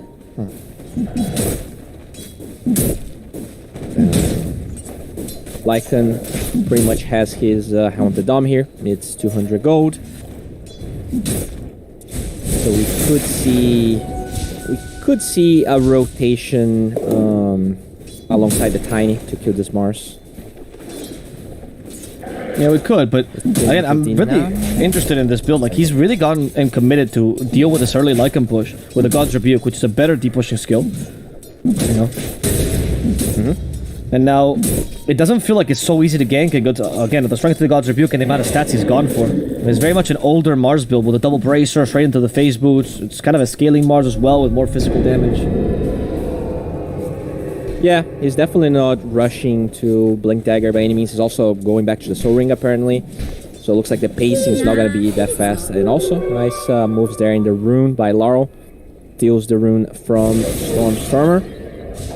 I mean, this is amazing, really, for Betboom. That's the dream scenario. Because getting that mid tower very quickly kind of means they don't have to rush towards a lot of things that, maybe we saw them do in Game 1 with that Mars. You really can chill, and this is amazing for them, really. I do feel like the Hawk is the only one that's struggling, right? He is even behind the Chen in terms of last hits right now. It seems bad, but I see the Hawk in this position, and all he does is let Notice be the win condition, right? I'm not saying it's going to work necessarily, but that's what they're planning on, clearly. By, like, this stat build, as Soneko gets called to Notice. Here's the attempt. Okay, they tried to trap Lycan, but unfortunately a little bit too late. Erecting that wall, which means that Notice is going to be forced to just TP away. There's no way to cancel this. Okay, they'll have to settle for the tower, but that's all they were looking for anyway. Yeah, good rotation. Unfortunate because they force the arena and they don't get any kills. So this means it's a free tower anyways, and the Mars doesn't really have much to do. Really good moves by Entity once again. Yeah. He was the target, but Gilger... Oh, actually, Avalanche gets stopped. There's time dilation. Pure help. And he is going for a Mask and Menace Bowie, so it seems... I mean, usually I see this build more when you're concentrating on Chrono, right? As for Faceless Void. So I'm interested by who's going for this and not Maelstrom instead. I mean, we talked about their Chronospheres not having that much damage, and sure, the Chan's gonna help, but I think that's exactly the point. They don't have that much damage in Chrono, so he just wants to make sure that whenever he gets a good Chrono, they'll secure a kill. Oh, okay. Alright, sure. I guess so. So he does want to play a little bit more active then with his team, I take it. Even if there's nothing into Chrono. Exactly, yeah. Okay. Also, it does allow, like, it feels like Betboom is playing pretty slow, which allows him to get that intermediary item between the Maelstrom and BKB. So Nico going pretty aggressive here. He's not even close to level 6. Is this Stone flying out? That it seems like. Time Walk. There we go. There's the most Stone Forms user out of stuns, and Pure gets the perfect Time Walk. Level 3 though, so, you know, makes sense. Huh. Okay. Yeah, that line is because he got, like, the perfect stuns in that part. Literally, as soon as Panda gets out of vision, boom, stun. The Hawk still wants to fight against him, but he uses both stuns at the same time because Fishman is killing his familiars. All 3 cores are up top. So, if Pure is chill here, that's not a really good thing. Fishman is covering for him. Betboom really need to take this tower. It seems like Entity, they're preparing themselves to fight. No Chrono yet for Pure, though. Is level 7, just doesn't put the point into it. 3, 1, 2, so he still has 1 point to put into Chrono. He ideally wants to have the Mask of Madness if he goes for a kill like that, but just since they actually get the catapult, he's not pressured by any means to get the Chrono. Oh, look at this. I haven't seen this combo in forever. Cyclone, which will probably be speared. Oh, no. Oh, didn't work out there. So I have to stun him again, but Toby's going to be fine. They didn't use the spear because he was being annoyed by the wolves. Had to use the God's Rebuke, and Soul Ring only had enough mana for 1 spell. Oh, interesting. I guess it's hard to time with Cyclone, to be fair, but I was expecting that to at least be attempted. Yeah, I think he was afraid of popping the Soul Ring there and being too low, and the wolves getting killing him. Yeah, fair actually. Yeah, he was really low, but I am getting scared for Betboom once again. Like that Meteor on tower was so clutch for them, but it really feels like the Zeus taking over right now. Kilger, Penitence. Oh, Stormers here with the Avalanche.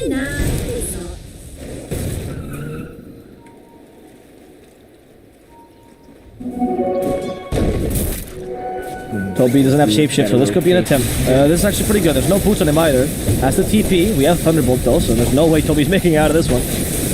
Toby that was a bit of a prayer. That was a Hail Mary. He's like, maybe they forgot the skill W. Which, to be honest, on a mid-Zeus, not that uncommon.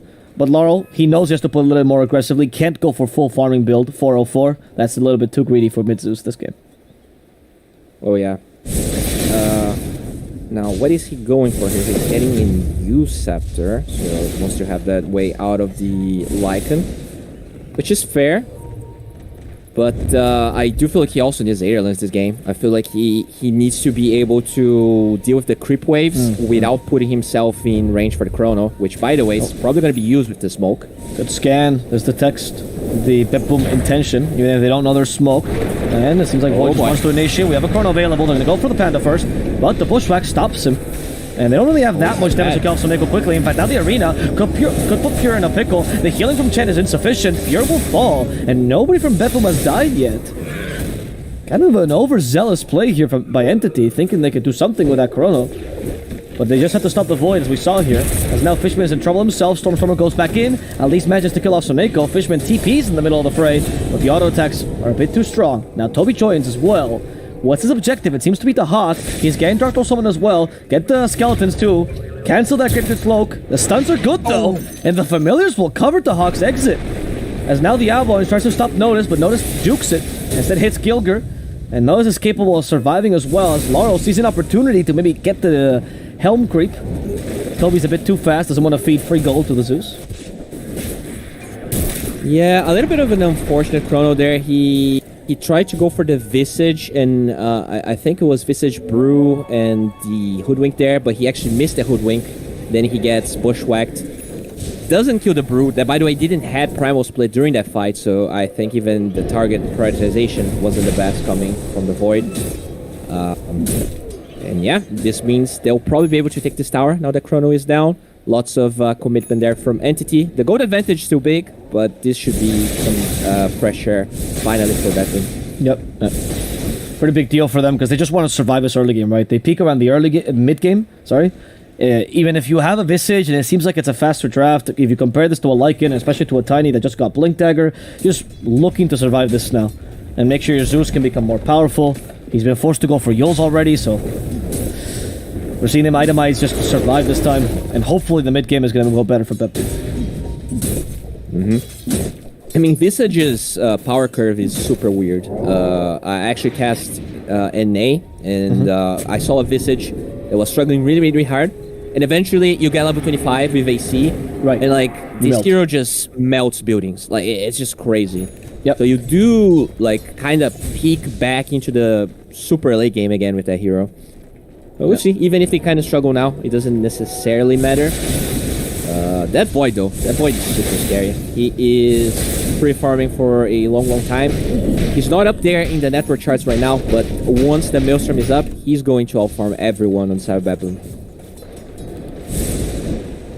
Yeah, exactly. And this Void is the one threat that Betboom wants to be careful about because they're scaling not just on the Visage, but in general. It's actually pretty nice, right? Mars scales really well as an offlaner. Brewmaster, I mean, as a 5, if you can, by some miracle, muster an Axe this game, you can be super impactful. Hoodwink as a 4 is fantastic. So there is really a lot of late game options here for Betboom, even if it's not the traditional, oh look, I have a Spectre, I have a Dusa. Their teamfight looks good in the late game.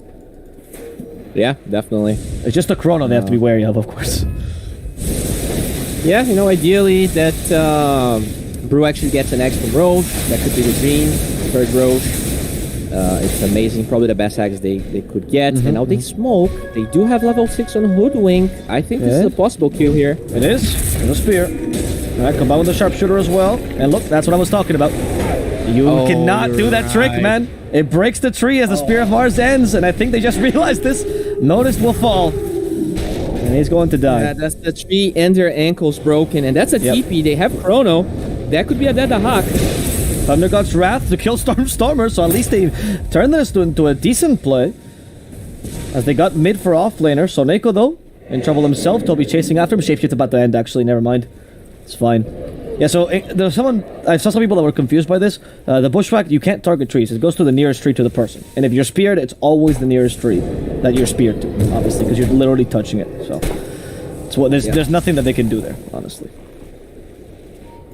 Yeah, no, I mean, I guess they could have initiated first, but the Hoodwink was not in position, so... And they have to wait for the spear to end, and then you have to get the precise Bushwhack afterwards. It's like a really tough thing to do. Yeah, because then he might get a time walk off, and you don't want to risk it. It's tough. Okay, so it's not bad. At least they do get that kill, as we pointed out, but Chrono's still up. Void farming really, really fast. But the Zeus, man, is scaling a little bit more. You know, Laro, he gets away with things that sometimes it really baffles me. Like, in terms of farm, you mean, really right? Yeah, like when they actually get to play this sort of passive game on Betboom, they are really good at maximizing what every hero needs. Because like the Hawk is not super farm, but they feel like that's not necessary for what they really want to do, which by the way is Roche at the moment. Okay, I think they just want to force Entity here, because I don't think this Roche is possible right now. This is very slow. It is incredibly slow, yeah. I mean, you don't have level 15, right, on Visage? No, so there's literally no minus armor. Double damage, at least unnoticed, but it's been slowed. This is a bait, I think.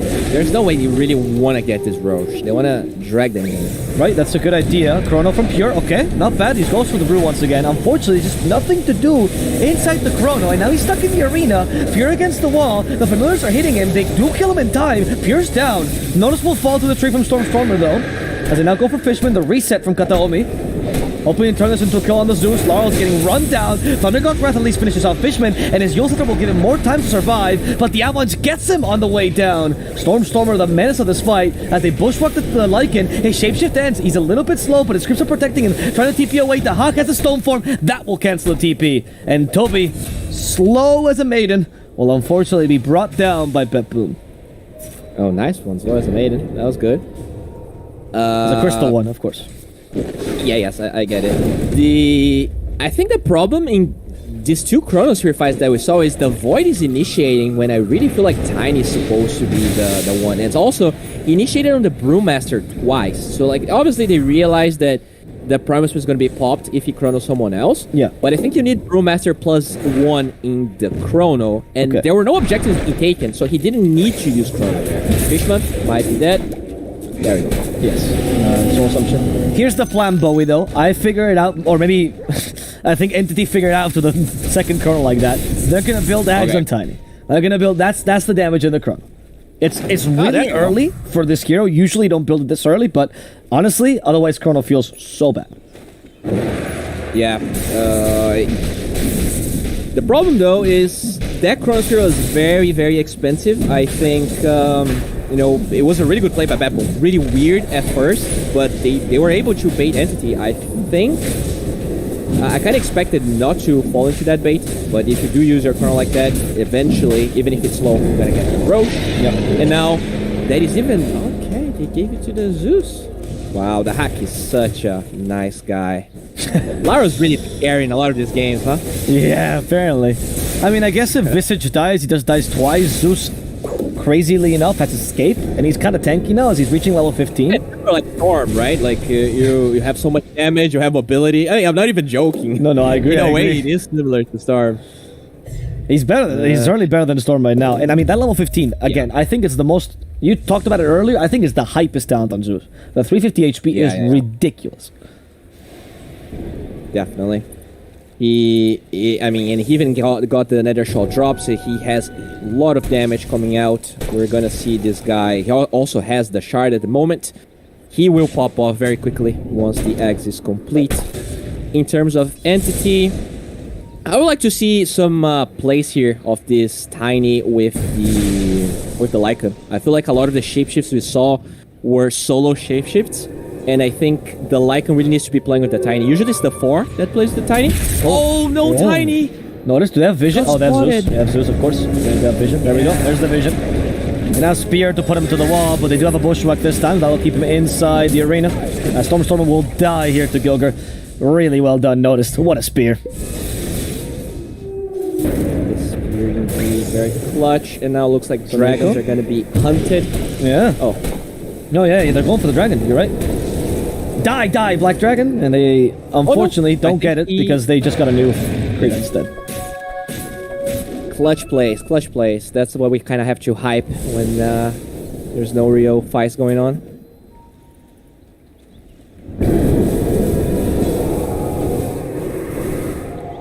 Okay, Wyvern actually got a growth ball. Okay. That's pretty hype.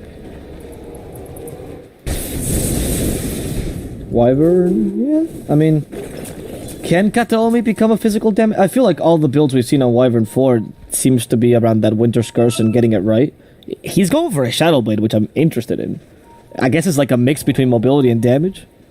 Yeah, and it's a really high range way of breaking the Mars passive, right? Could allow the Chronos to actually kill the Mars more easily. Noticed. Will be targeted here. The Arc to burn. Doesn't last forever, but Notice is really low on HP. Oh, they broke the Lycan. Not that it matters. Pure kills off Gilger in the backlines. Entity. Still have the Chrono. They actually got to Noticed. And now Soneko's the target. Yeah, Chrono for the Panda again? Please don't. Okay, they trapped him, and now the 3 Pandas come out. At least they forced the ultimate, which might even be better than killing him. And if they can kill him on top of this is amazing. Doesn't have Ag, so they know which panda he's going to spawn in. It's the Earth one. Don't kill the Earth. Oh, just kill all the pandas. That also solves it. Or maybe leave the Earth one alive so he can't spawn into the invisible one in the trees and now TP away. Oh, wow. That's not what he did. He will... Closed. Oh, they just really hate pandas, man. They just really hate pandas, so they had to kill everything in sight, apparently. Oh boy. Jesus. He definitely saw that one coming. This shard on Void has been like, okay, it's a wasted Nimbus, has been purchased more and more and more. Feels like all of these carry Voids evaluate a lot. I think it was underrated, so I do like that he went for it. It allows you to be more survivable, gives you so much more. You even farm faster, really, because you can actually jump through even bigger distances. Laurel triggered that Cinder Brew with his auto attacks because the shard also affects auto attacks, which is how Toby is now slowed, and now Toby's gonna die. Still no boots, which makes it really difficult to fight without shapeshift. He was just farming around the area. Yeah, the wolves need no armor and no movement speed, according to every Lycan spammer. So I've seen some Lycans these days go for boots though as like intermediary, like after the helm. What's the advantage of that ever? Like when do you buy boots and when do you not on Lycan as a second third item? I really feel like a lot of an OG Lycan spammer is gonna say that the Lycans that go boots, they're actually not Lycan spammers. It's kind of like Beastmaster. Okay. Like the way you wanna play is like you wanna have this area in the map that you want to play, and you really don't want to move away from that. So the boots don't make sense because you're already playing where you should be playing anyways, and you're using ult when you need the mobility. Right, But, that makes sense. Yeah, I think it's very similar playstyle. Now, speaking of that, go ahead. Sorry. No, sorry, go on. I was gonna say, like, it makes sense because it feels like all these kills, like, even if he has boots, he dies anyway, right? Like, I'm pointing it out, but it's not like that's gonna save him, right? So you have a point. Yeah. He did finish the AC, so I think that's probably the timing here for NT. Stormstormer is dying though. They need some more damage here. It's just the pandas keeping it at bay. Brass Cyclone, another sharpshooter, Laurel. And here's Shapeshift. And that Shapeshift was hoping to cover for Stormstormer. Now the arena finally nice pushback on the 3. And that allows him to kill Stormstormer. The damage on the Zeus is really high. Pure heals back up. He still has a Chrono. But Pure is full escape mode right now. It does not want to be caught. Instead, in the backlines, they're going for Fishman. Easier kills. The support's here. The Hawk might just be able to kill him. Pure, almost got the Chrono, but he got stunned there by the Stoneform from the Hawk. And now Pure activates the BKB. Who's the Chrono for? It's going to be for Notice. Hits him from behind. This time he has damage and nothing to stop him. As the Winter Scourge actually saves Notice. But it was just to kill him a second later, so it works out fine for Kataomi. He calculated that perfectly. Pure, however, is in a pickle. Pure needs to get away. The Bushwhack not going to come out in time as Toby, slow in this fight. He's going to be saved by the Cold Embrace, but Laurel keeps on spamming his spells on him. Need more magical damage. Laurel uses the jump, auto attacks as well with a shard, and it will work out to finish off Toby in the end. As the Hawk gets killed by Pure in the backlines, now the Sharpshooter used. He saves himself from the damage with Time Walk, using the Slide Whistle. He'll survive for a second. Cold Embrace. They only have physical damage. Laurel needs to keep hitting him, but he can't. The Wolves are attacking him too much. Laurel might just die for this. Pure finally falls, but in comes Stormstormer for the second round of his life, and that's going to allow him to clean up this fight, with Kataomi somehow managing to survive the whole engagement. Zeus knew there was only one chance of killing the Void, and now was sacrificing himself, turning around and deciding to die for that carry kill. Yeah, Laurel's positioning the entire game has been on point. Like, for how that fight, you could see Void trying to get the Chrono on him, but all of the slows, that freaking jump, like, it's not really about the movement, but the movement speed and attack speed slow, making it so hard for the Void to really get on top of him. So he ends up getting that Mars Chrono. He tried to go behind the Mars, but actually didn't. He was getting 40% reduction on the sides, which made it really awkward, because then the Winter's Curse kind of slowed down what the Void wanted to do. He lost a lot of BKB duration throughout that, but still a decent fight. The Tiny respawns at the end, gets the Zeus kill, and I think things will definitely get harder for Betboom moving forward. The BKB on Void really allows him to play this fight a bit better. And we also have the Ags on Stormstormer. If he actually gets that Quiver drop as well, that could really increase his damage, but so far he has the Robe, which is not bad. Yeah, Quiver was for Betboom here, and I think they're giving it to the Hawk. Yeah. He did drop something though. What's he bringing on the Tiny? It is a... Oh no, but he dropped it and got it back. Okay. Just It's testing. the ceremonial robe. Interesting. Yeah, he already had it. He just took it out and got it again. Maybe Okay. someone else got the item he wanted. I don't think that's how pro teams work, man. Oh, okay. I guess I'll keep my robe. Yeah, it's fine. Shapeshift, Toby, hugging a tree. I don't know. I guess he's trying to force the primal split here without committing too much. That's fine. But Shapeshift did get committed. Betboom could look to punish this. Yeah, I guess. Huh? Yeah, it's pretty weird usage there. The ward that was dropped from Betboom makes the fight awkward, and I think they realized there was vision and decided to back off. Usually, they could have gotten pretty unlucky here if Roche spawned, but I don't think the spawn timer is really going to hurt Entity that much.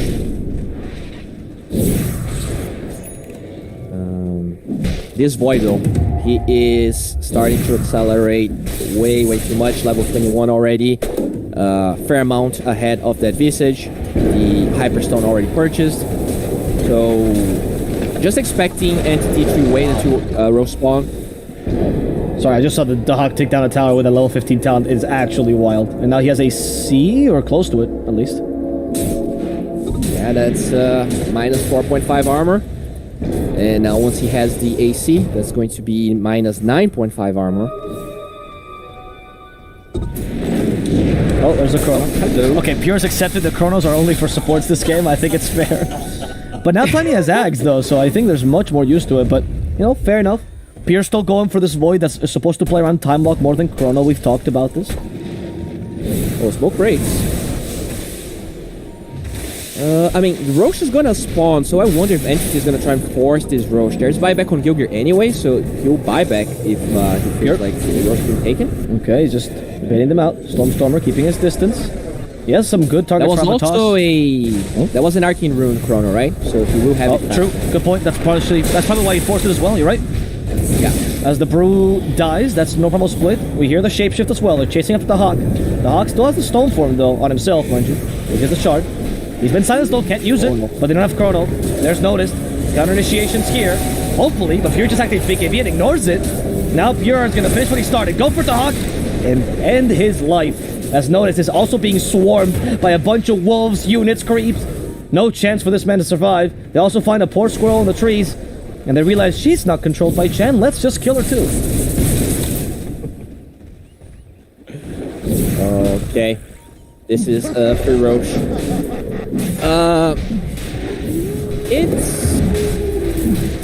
It's tough. I really feel like this Visage hero is strong, but the playstyle you have to play around got really countered by the Entity draft. Like, if you want to be hello, Stormer.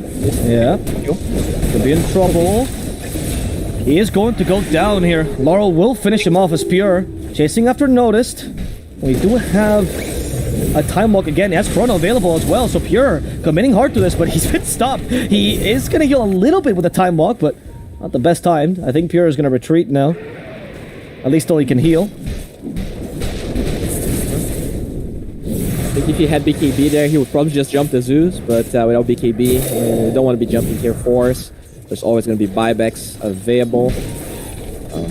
But yeah, feels like a really slow win by Entity. When I look at Betboom, they really need this smoke to connect. Their draft just... It's only going to scale much later into the game. You know, if this Visage gets 25, if the Zeus gets some Octarine, E-Blade refresher, and they're just struggling to farm right now. The Entity just controls the whole map. Let's see. They definitely know this smoke is going. They're all together. Yeah. And they're using the Chen as bait. It's like, oh yeah. Chen will break the smoke on the right-hand side. No problem. They know exactly where it's coming from as well.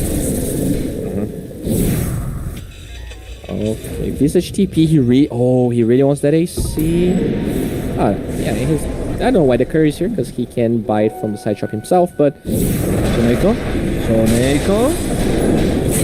I don't know, it seems like a tough play, Pure. Do they have anything else to follow up? They do, but the BKB from Pure? He just goes into the enemy base? That's the BKB, at least he has Aegis. But he really wants to hit Pandas, man. That's Pure's prerogative in this game, and nobody's gonna stop him from hitting Pandas.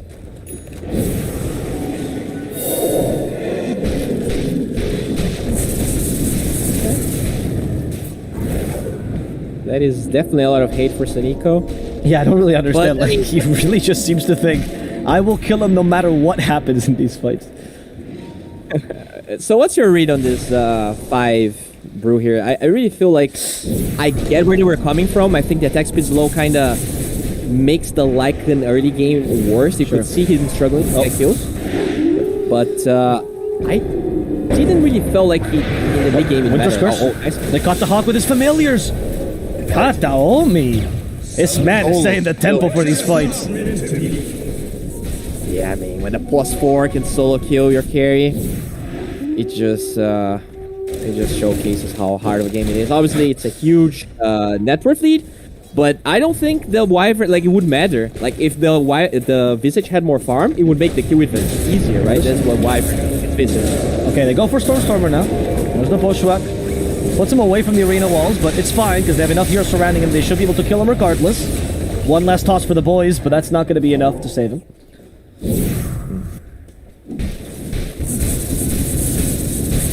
Pure? Build on the Tide, right? He has a Shadow Amulet. Oh, he went for Going half back. of BKB. He's like, I'm dying. Should probably get a BKB. Interesting. Yeah, is that why he bought? No. Oh, he must have bought it when he was dying and just like cashing out on the gold he had. Oh, maybe he had both queued up and he like panic pressed the Oh, that quick could've buy been. item and he got the Shadow Amulet. Maybe that was it. Yeah, that makes sense. That makes sense. Because you can disassemble, in case you guys aren't clear, you usually disassemble Echo Saber, which gives you the Ogre Axe. Oh, which he reap. Never mind, he rebought. Sorry, I didn't see this actually. I mean, So he's he's so not close anyway. Like, Okay. it doesn't necessarily matter, you know, but No, sure. It's tiny after all, and if you're using the Ags, right, I think Echo's not as major. Because now Ags slows naturally. But fair enough, Tiny is one of the best Echo Saber users in the game. yep. Like if he was in a rush, like if they felt like they had to fight, you could just assemble it. But they're really chilling in this game. There's no pressure. The age is gonna expire, but they understand that they're in full control of this game. It really is their game to lose right now. Oh, on the hook again. Chrono. There we go. Pierre doesn't doubt it this time. The familiars are trying to get in, but unfortunately they can't. And it's going to be Pierre who gets this kill, just barely. Because otherwise the Stormform was coming, and he knew it. No hesitation.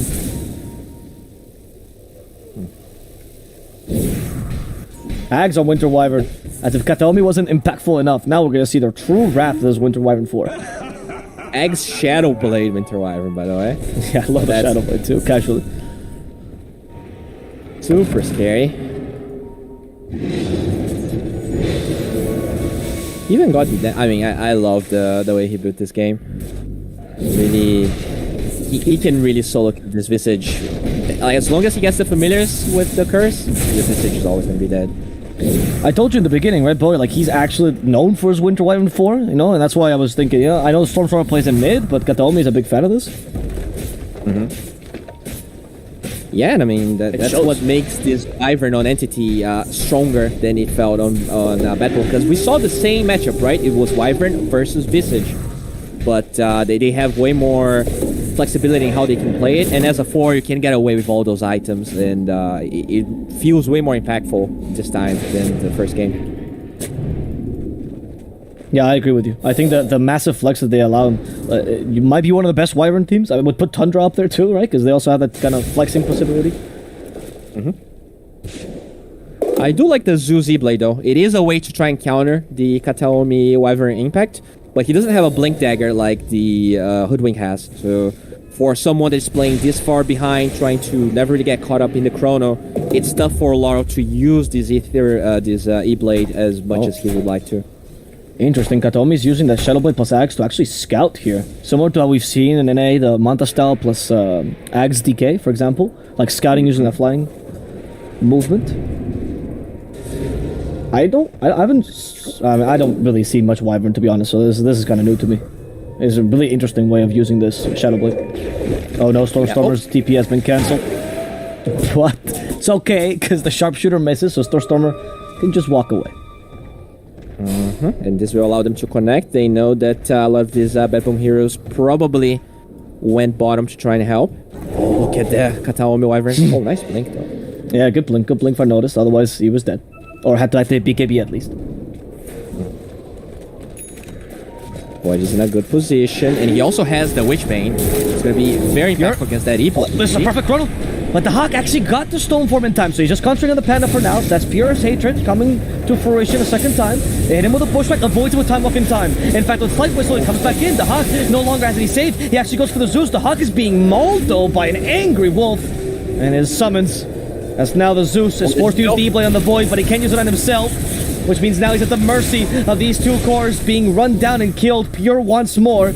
And that more apparently was a courier, as Notice is being run down by Kataomi. Instead, Stormer toss Ava, and goodbye to Notice. Only the Hoodwink can survive. The GG is called. Entity will take in number 2. Yeah, really nice to play by them.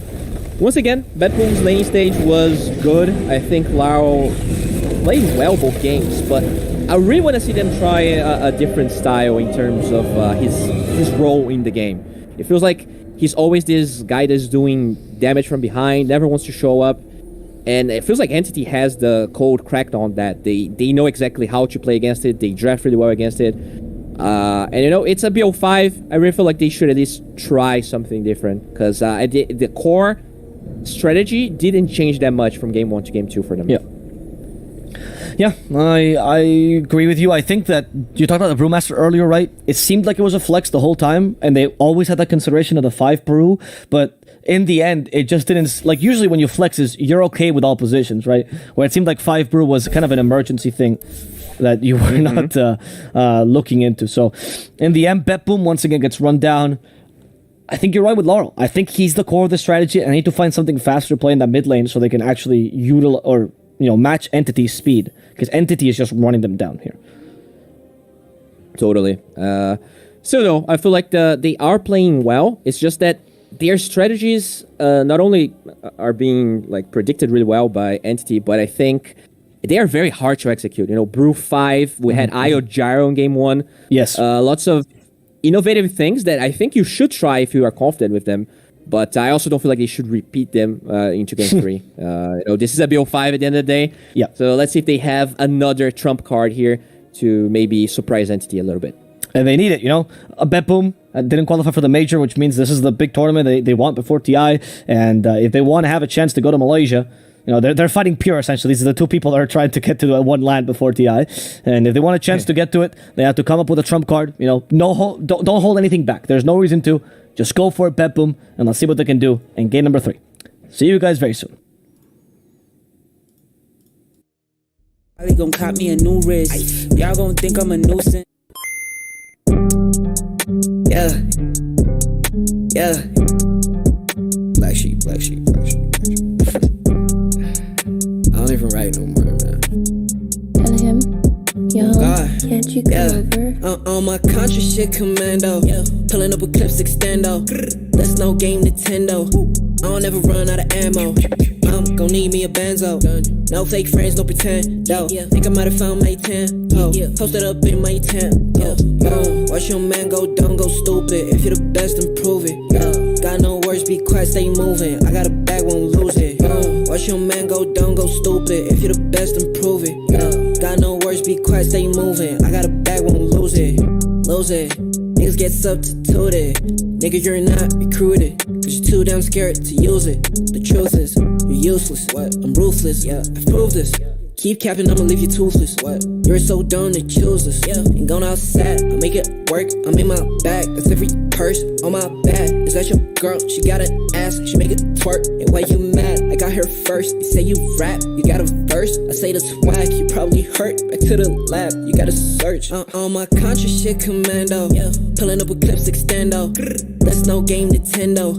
I don't ever run out of ammo. I'm gon' need me a benzo. No fake friends, no pretend. Think I might have found my 10. Posted up in my tent. Watch your man go dumb, go stupid. If you're the best, then prove it. Got no words, be quiet, stay moving. I got a bag, won't lose it. Watch your man go dumb, go stupid. If you're the best, then prove it. Got no words, be quiet, stay moving. I got a bag, won't lose it. Why these boys so stupid? Kinda me out now, I'm kinda my money. I'm probably gon' cop me a new wrist. Y'all gon' think I'm a nuisance. No sound, know me, who this? Yeah, bitch, I made some improvements. Me and the gang been bowling. Your shawty gon' think we're the coolest. Elizay say we got clips. We bout to make it a movie. I make a hit I can't miss. Damn, the charts might sue me. The way I be stacking my chips, stack it up. Probably the bank gon' sue me. Watch your man go dumb, go stupid, cause your mans can't fool On me. my contra shit commando. Pulling up with clips extendo. That's no game Nintendo. I don't ever run out of ammo. I'm gon' need me a benzo. No fake friends, no pretend. No, think I might have found my 10. Posted up in my tent. Watch your man go dumb, go stupid. If you're the best, then prove it. Got no words, be quiet, stay moving. I got a bag, won't lose it. Watch your man go dumb, go stupid. If you're the best, then prove it. Got no words, be quiet, stay moving. I got a bag, won't lose it.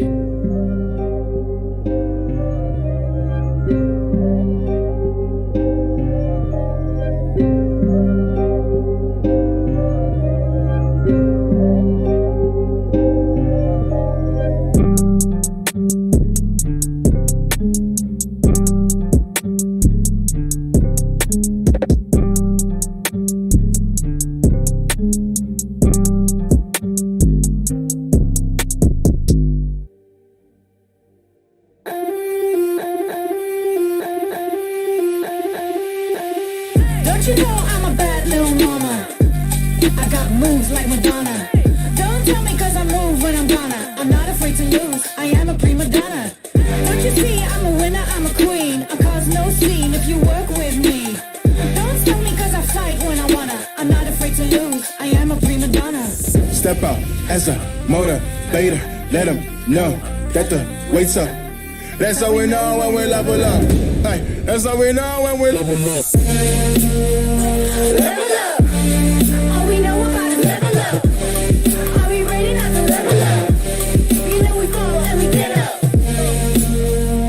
Level up. All we know about is level up. Are we ready not to level up? It's time, get up. Back against the wall, still I'm standing tall. Know about the ball, I got my fan with me. All we know is ball to empty out the mouths. The chosen one they call, I take my fan with me. Know about it if you tell, know you're breaking codes. What your credibility and all fall like dominoes. Can you really take a stance? All I wanna know. Need me real ones when it's time to go. Stepping in, elevator. Listen to all the haters. That's all we know when we level up. Yeah, that's all we know when we level up. Level up. All we know about is level up. Are we ready not to level up? You know we fall and we get up. Level up. All we know about is level up. Are we ready not to level up? It's time, get up.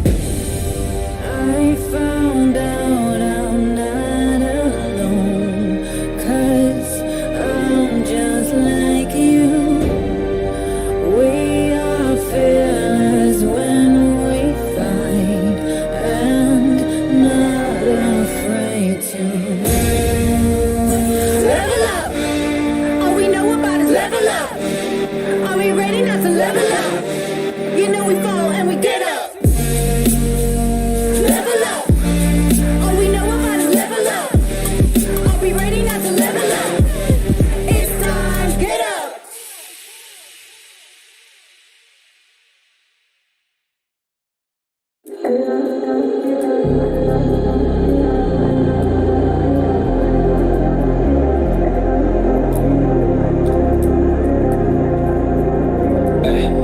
I was in the field, realized I could make it.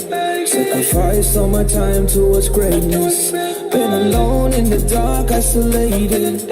And my dreaming isn't real, what separates me. I never know, it's coming my way, yeah. Cold out of stone, stay out of my lane, yeah. Leave me alone, this is my moment. Finally found what lights up my fire.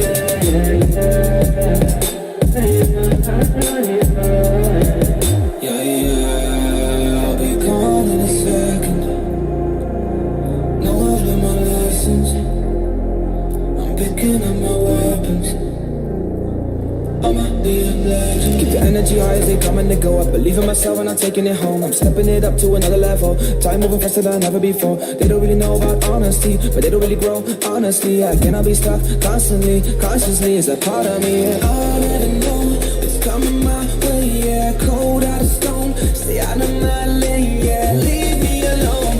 This is my moment. Finally found what lights up my fire.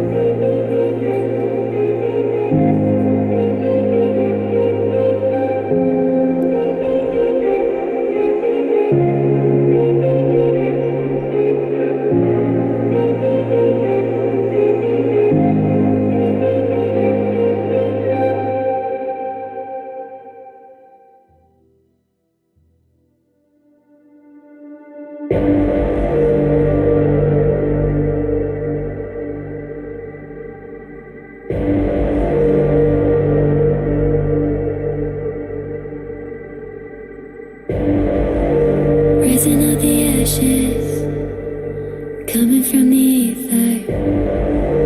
All I hear is static. Breathe a little deeper. Fallen, broken, a million light years away from home. My eyes opened, and now I've come to claim life. Never let it go. These wings carry me. Live this fantasy. Running through the fire, fire. Gonna let it burn. I am the Messiah. Gonna let it burn. Running through the fire, fire. Gonna let it burn. I am the Messiah, the Messiah. Gonna let it burn. Gonna let it burn. Gonna let it burn. Gonna let it burn. Gonna let it burn. Found me in the darkness. Now they see me shining. Calling me a goddess. Thunder and the lightning. I'm falling, I'm faster. Making my way back, I'm close to home. I'm fighting harder because I've come to claim my throne. Never let it go. These wings carry me. Live this fantasy. Running through the fire, fire. Gonna let it burn. I am the Messiah. Gonna let it burn. I'm running through the fire. Gonna let it burn. I am the Messiah. And I live this fantasy. Running through the fire, fire. Gonna let it burn. I am the Messiah. Gonna let it burn. Running through the fire, fire. Gonna let it burn. I am the Messiah, the Messiah. Gonna let it burn.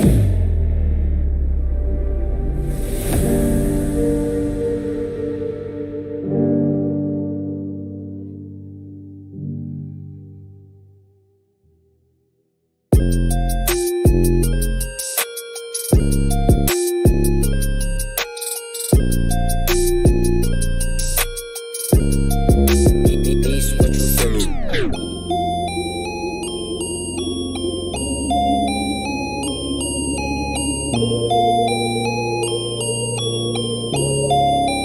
Peace, what you finna do? Defense, I'll buy it if I want it. I'm going I'm supersonic. Come on, back for it. Alright, okay. Running out of luck.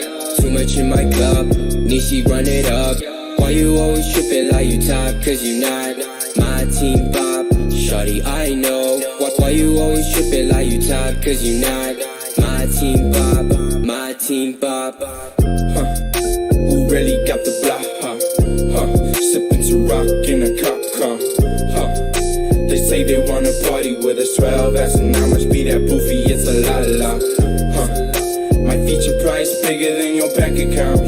You talk about it, but don't show us that about. These boys only flexing with that allowance. Oh yeah. We swimming in the shower.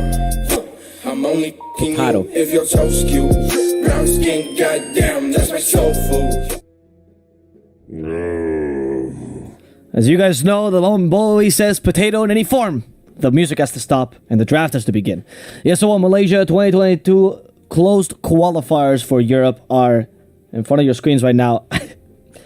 Entity seems like they've lost every single game, but that is not the case. They have won every single game. I think they just made a small mistake here.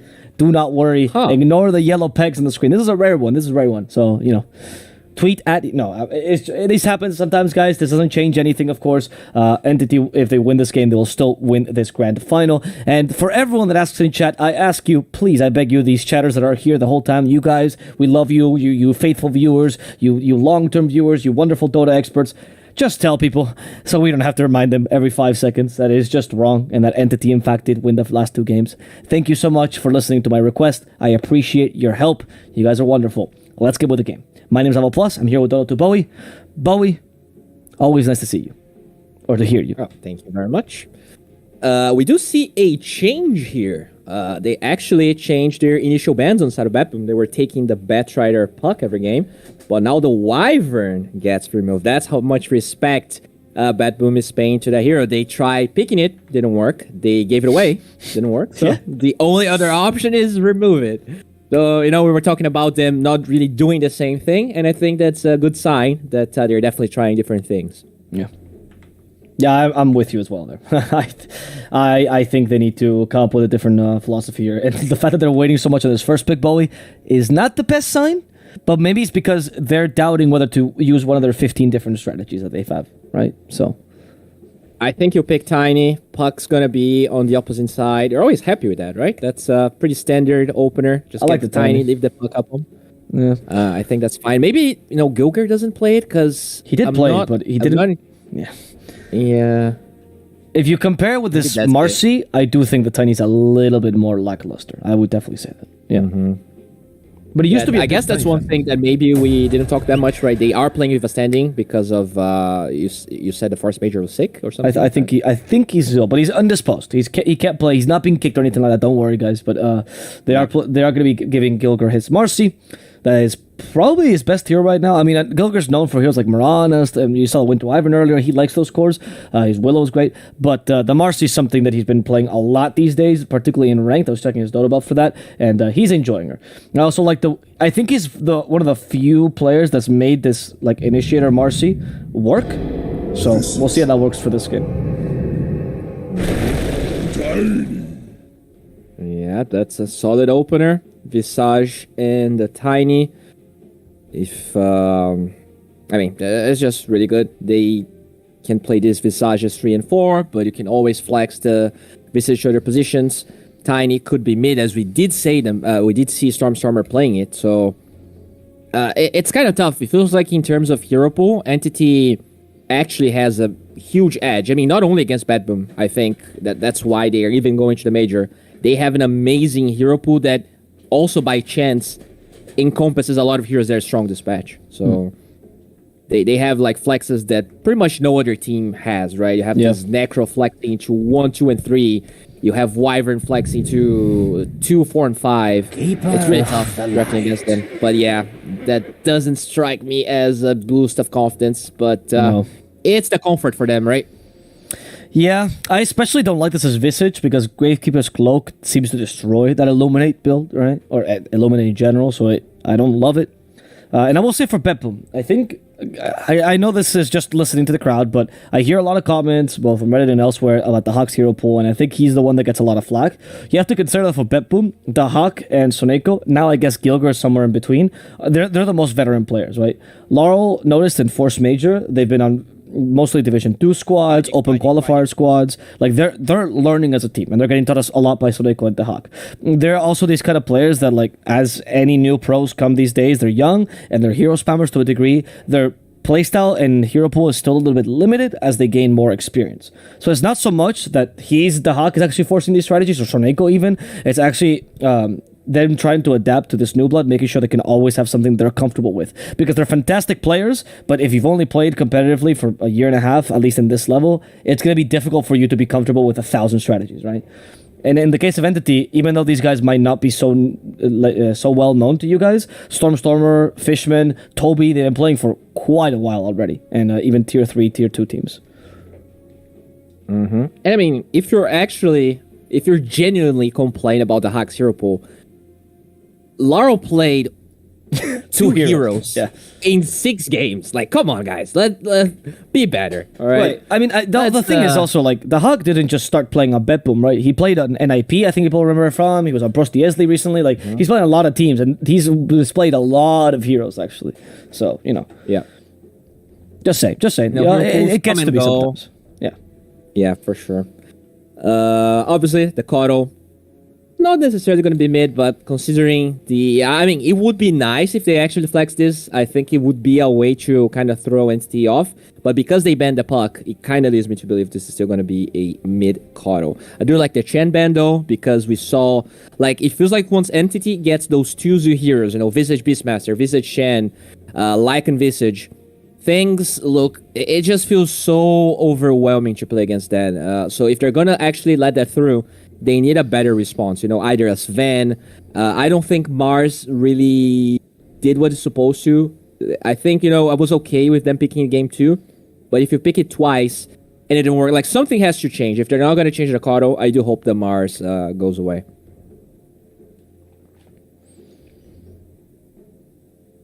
They also take the Ember. That would definitely prove very effective versus the Kato in game 1, right?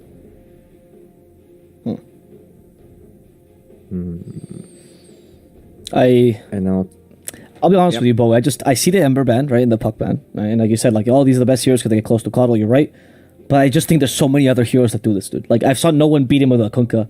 I think you can even run Tiny Mid and he actually beats him if you know how to play the matchup. It doesn't inspire confidence. Yeah, I agree with you. The Alchemist. Oh, baby. Remember, this doesn't necessarily is an Alchemist carry, because Soneko actually... I'm sorry. Oh, yeah, Soneko plays position 5 Alch, sorry. It's probably going to be a carry Alch. But there are a couple of support players that do play Alch support. I don't think it's necessarily good, but it is a way to deny the Alch whilst having an okay support. I feel like the level 1 stun is amazing, actually, with this hero.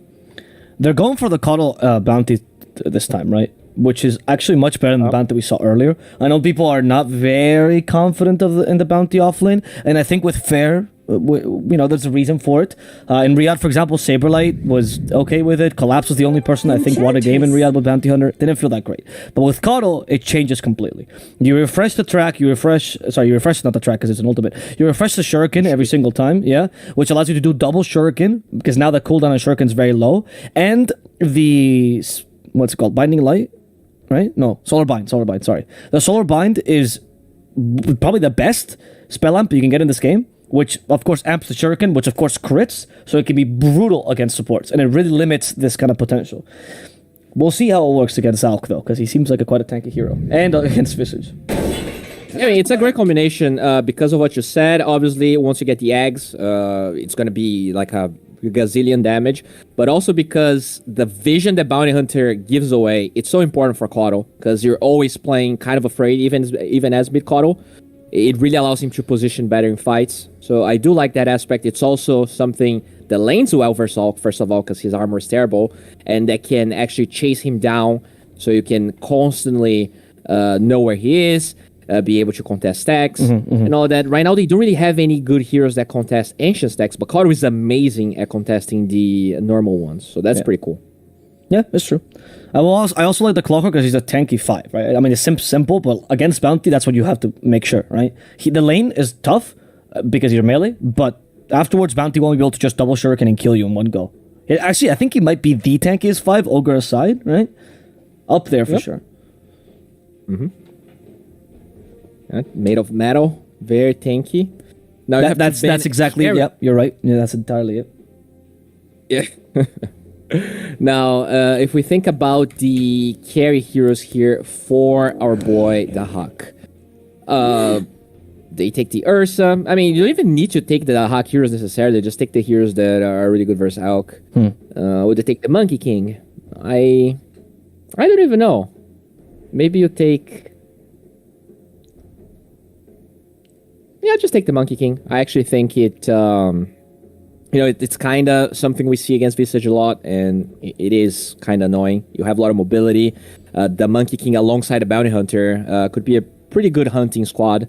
The Monkey King doesn't even need to have items. Like, if you shut down the Elk, is much better than farming for yourself anyways. Yeah, that's true. I agree with that. Which is why they get rid of the faster carries right now. That's a classic, Bowie. We get to see it now. All right, that is a change. Okay, I didn't see this hero, not in this series, not in the last series that we cast.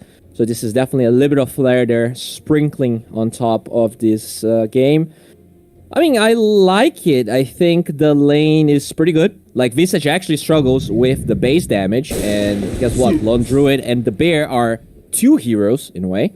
So that's going to be a lot of extra damage. They get a Karaomi Zeus, so it's going to be a Stormstormer Tiny. Alright, this is probably the best draft Betboom actually had this series. I do feel like this Lone Druid is a curveball that really they needed, and that's comfort for the Hawk on top of it all. The Koro Bounty Hunter combo we talked about is super strong. This Enchantress makes the lane even stronger, really. So the only scary part is that they actually have 4 very squishy heroes. I mean, even the Lone Druid to a degree is very squishy if he doesn't have the ult up.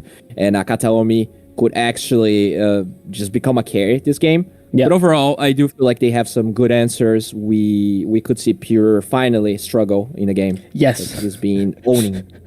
That's what I'm excited about. I think the Lone Druid is the flavor of the month for a lot of teams. PSG LGD were the first to try it out. Right before Riyadh, Ame was just doing pubs all day with Lone Druid apparently, right? And they tried it in the tournament, looked really good. So I'm excited about this idea. This is probably the most promising Betboom draft I think we've seen this series. Is that fair to say? Yeah, no, I definitely think it is. We also have Gilger in a hero that is really his comfort. Exactly. They are playing with the standing. I think we should definitely make it clear to the audience. So, by the way, Marcy with Lone Druid, it's pretty amazing because you're going to get the lifesteal for the Bear. So, all of that damage and the lifesteal for the Bear because it is a creep hero creep. I don't know the actual schematics for that, but amazing nonetheless.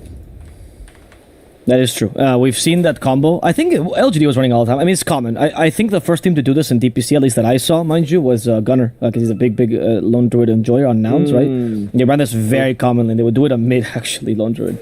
And it was kind of brutal. You'd completely take over the game with that, because you push tower so quickly. But LGD has been doing it a lot recently. I mean, it's not like it's... Oh wow, a psychic up bear, who would have thought of that, right? It's not that innovative, but it's cool to see. It's very, very impactful at destroying the early, right? Yeah, for sure. Yeah, it's just that like the bear does so much damage to structures that any raw damage that you can put on top of him is always going to be very impactful. Yeah. Also, speaking of wards here, the one from Betboom was placed before entities, so I do feel like they actually spotted the ward, but they also spotted this one. Thanks to Kataomi. Did they? Yeah, they did. Yeah. Okay. Yeah, on that note, it was something I really enjoyed from LGD, which was a combo I didn't think of immediately, was a classic from Faith Beyond, which is buffing the Brewmaster, right, with the Psychic. They did that as well at Riyadh. He just, every time a hero with a buff comes out, Faith Beyond's like, what if you put it on the Earth Bruling? He was actually the first person to do the Alacrity on Brewmaster, like on the Earth. Oh, Brewer. yeah. That's a When classic. it was broken. Yeah, and that was actually innovative because back then nobody had considered doing something like that, right? The idea of like buffing units was rare back then. I think the most we got was like Drow with Visage. That was the combo. Genius. Now we do see Luna with Visage sometimes, but apparently, even though Visage was picked every single game, Luna didn't really pop up as a carry. Yeah, she feels kind of meh, right? She doesn't feel like she has that much of an impact. Yeah, it's definitely not by itself. It's pretty meh. I agree. But with Visage, it can be amazing. Oh, but I think a lot of these games have been even though there was farming, I don't think there was like that style of carry that Luna is, which is very passive, doesn't join that many team fights early. I am interested in this, by the way. They're running the Alk versus the Lone Druid. Yeah, I mean, the Visage would get destroyed by that. Oh, okay. And I don't think this lane is strong enough to actually shut down the Alk anyways, because the Acid Spray just shoves the wave. The bear takes a lot of damage. He can't really, like, for him to last hit, the bear needs to be there. So it's kind of an interesting change-up. In terms... Sorry, I agree with you. I was just going to say that, like, it's true because the bear doesn't have the highest armor, so Alk actually deals much more damage against the bear, and we can see that being more impactful here. I like the non-interaction that you suggest, right? Just shove the lane and ignore the bear completely, because I feel like Lone Druid is probably the strongest laning carry. Fishman gets disposed, but doesn't die. Kilgris, he's angry about this. Yep. Oh, the salve. He wants the high five, he gets it. Wants to cancel a salve now, will cancel it.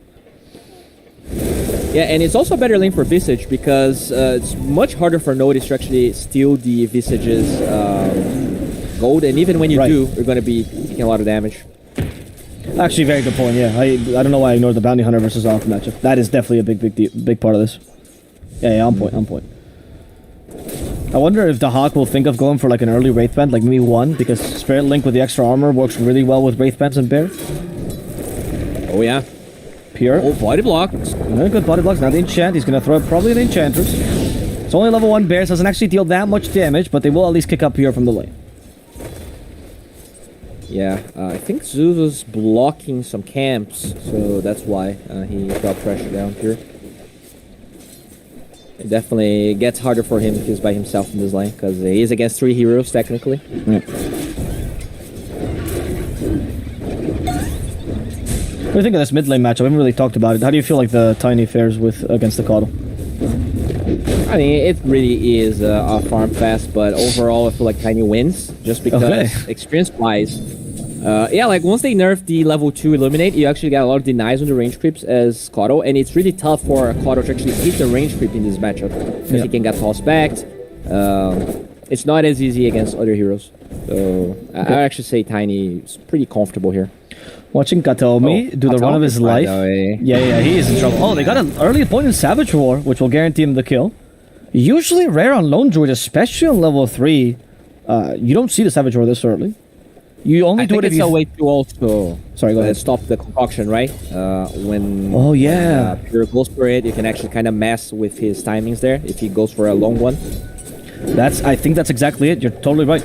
Especially because you force him back, right? So if you distance yourself from him, he can just kill himself by accident. Yeah.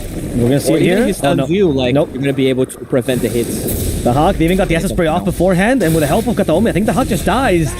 That is going to hurt, but at least he still has Bear off cooldown, so it's not gonna be the worst just yet. But if he dies again, that is gonna be huge. Yeah, it is a 40-second cooldown, but at least he did get First Blood, did buy out a bit, so not gonna be the end of the world, as I said. Anyway, I am interested by that. The Alk seems to be really strong in this double concoction, and Pure is actually going for more points into it. So he's actually playing almost like an offlane Alk. This guy's a maverick, dude. I love his build. Yeah, like, this hero will farm eventually, and like, if you actually kill the Hawk twice here, it's so crippling for this hero. Like, you're gonna be hit with no bear for more than a minute. He won't be able to last hit whatsoever. So they're trying, but he also doesn't have his soul ring. I mean, it's flying out right now. So they have to wait a bit for this aggressive. Kataomi. Okay, we do have a Hurricane, sorry. Send Kataomi back. Unfortunately, the damage from the Enchanters is not that high, and Pierre's like, alright, so Neko, you wanna play? Let's play. With a lightning bolt, they gain vision, which means it's a guaranteed stable concoction, but acid spray won't buff the damage this time. There's no minus armor on Soneko. He has a fairy fire, and he should be fine, despite Pure's best efforts. Yep. It's, are they going for any stacks here on the side of Entity? I don't see any right now, but they will have to resort towards that, because this level 2 unstable concoction is worth it if you can get reliable kills. I don't feel like Zeus is the best hero for that. You know, if you had like a Dazzle or something that actually has a slow or a stun, sure, then it actually becomes really hard for an Enchantress to be in the lane. The Zeus, like, he has damage, but very little control, unfortunately. It is good with the Owl, because it always guarantees that your concoction will get off with that vision, so I see the point, right? Yeah. But you're right that Enchantress is not dying. Mid lane, Stormer ganked, or maybe the opposite? He just killed him. Okay. Oh, and he gets his courier, man. He, like, just kicked him down, spit on his face, adding insult to injury. And now he wants the coddle, I think. He tried to get the rune. He got the rune. The rune as well. And now, with the Avatars, can they send Laurel back? Oh, no, they got the wrong thing. It was the creep instead of Laurel. So they won't be able to get this counter kill. Now, all of Betboom is coming in here. Soneko's coming for revenge. Wow. I don't think that's what they meant to do. What a play. Now, one thing I'll give Betboom is that in almost every single one of these games we watched, they were able to do a lot of damage to the Tier 1 tower.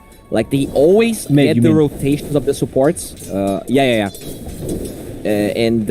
even when they have, like, Kodo or Zeus as their mid hero, they somehow do a lot of damage to the Tier 1. So really nicely done. Even here where they lose the Enchantress, they get, like, more than half of the tower's HP. So that is definitely one thing that I think they screamed and improved a lot. Flags on flags in the bottom lane as Fishman gets taken out of his territory. And Kilgore continues to punch him.